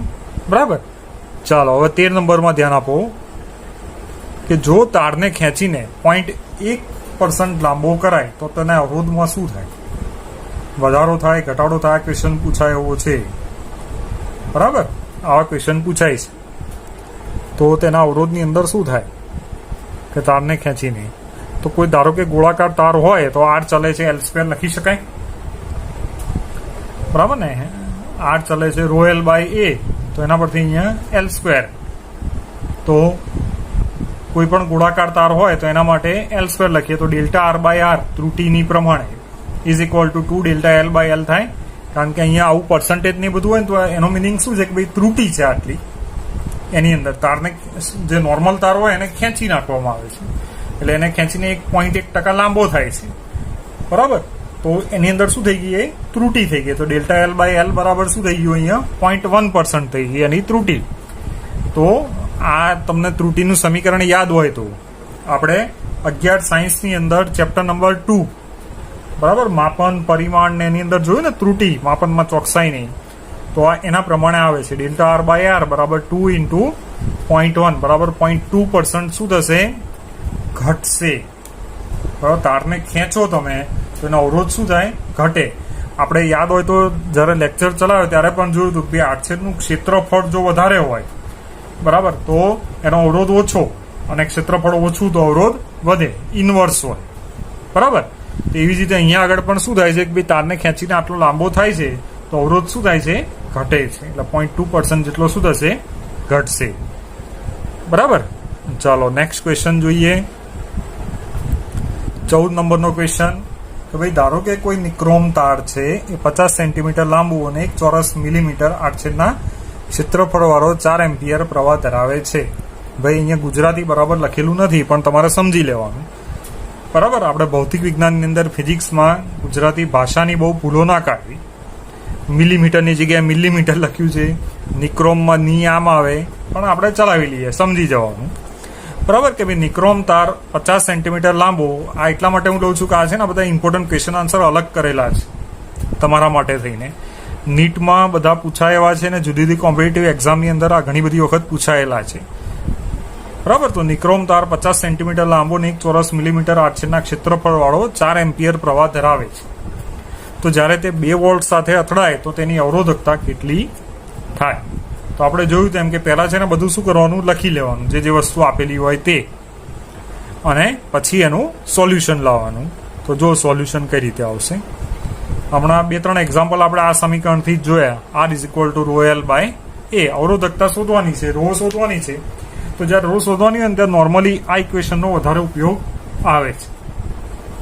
બરાબર, અથવા તો 1/σ જો સુવાહકતા અથવા વાહકતા જોડે સમીકરણ હોય તો આ આવે. બરાબર, તો R is equal to rho L by એ.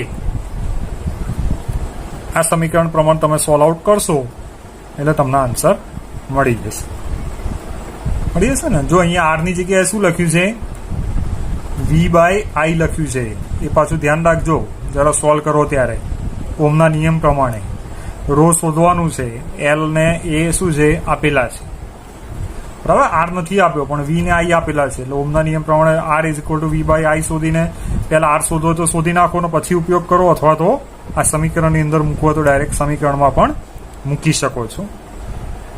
બરાબર, ચાલો એક્ઝામ્પલ નંબર 15 જુઓ. તો શું કહે છે, 3 તાંબાના તારના દળ આપેલા છે. લો દળ આવ્યું અહીં તો ભાઈ 1:3:5 1:3:5 ગુણોત્તરમાં, અને એની લંબાઈ આપી છે 5:3:1 એનાથી ઉલટી. તો અવરોધનો ગુણોત્તર શું થશે? અવરોધ એટલે કેપિટલ આર. તો આર ને દળ સાથે શું સંબંધ છે?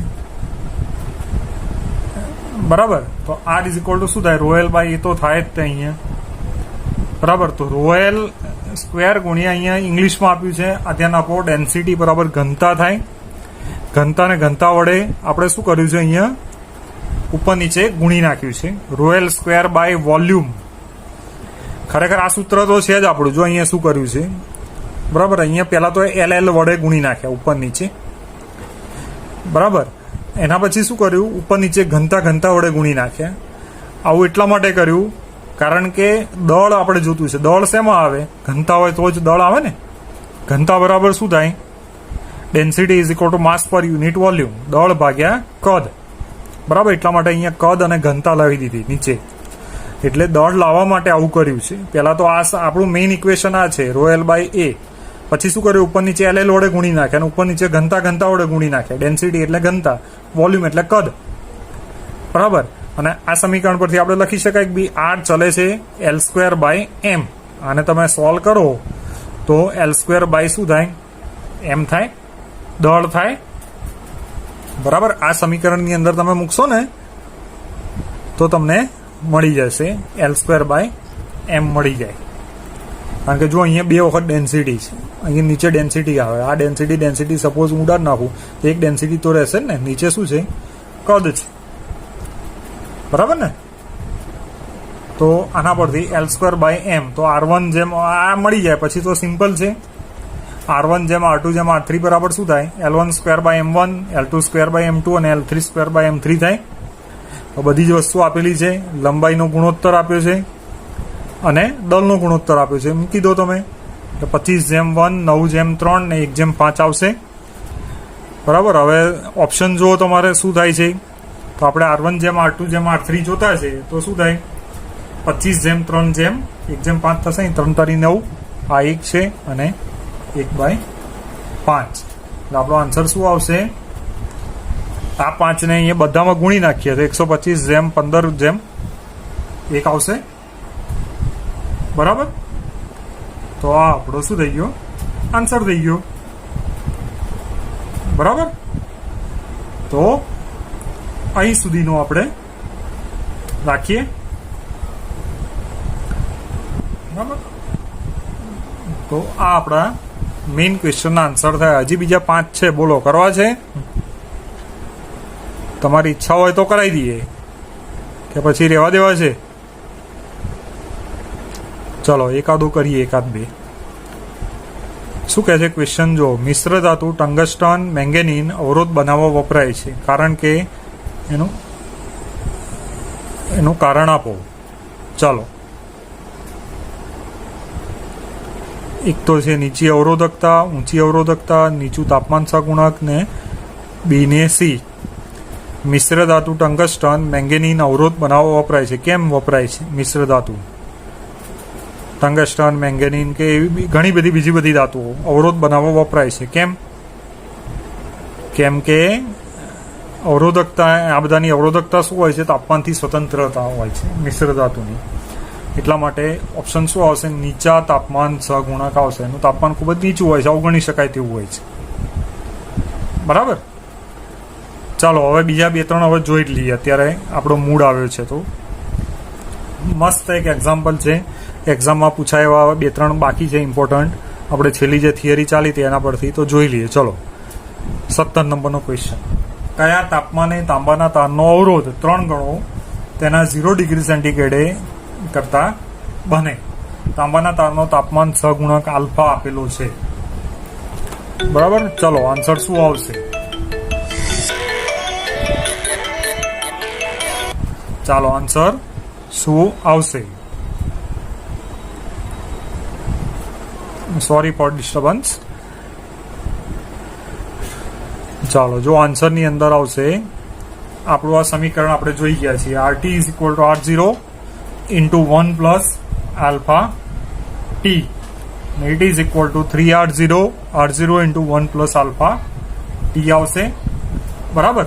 તો આ સમીકરણ પ્રમાણે આપણો આન્સર 500 ડિગ્રી સેન્ટીગ્રેડ આવી જશે. બરાબર. અહીં સુધી આપણે રાખીએ છીએ. Thank you very much.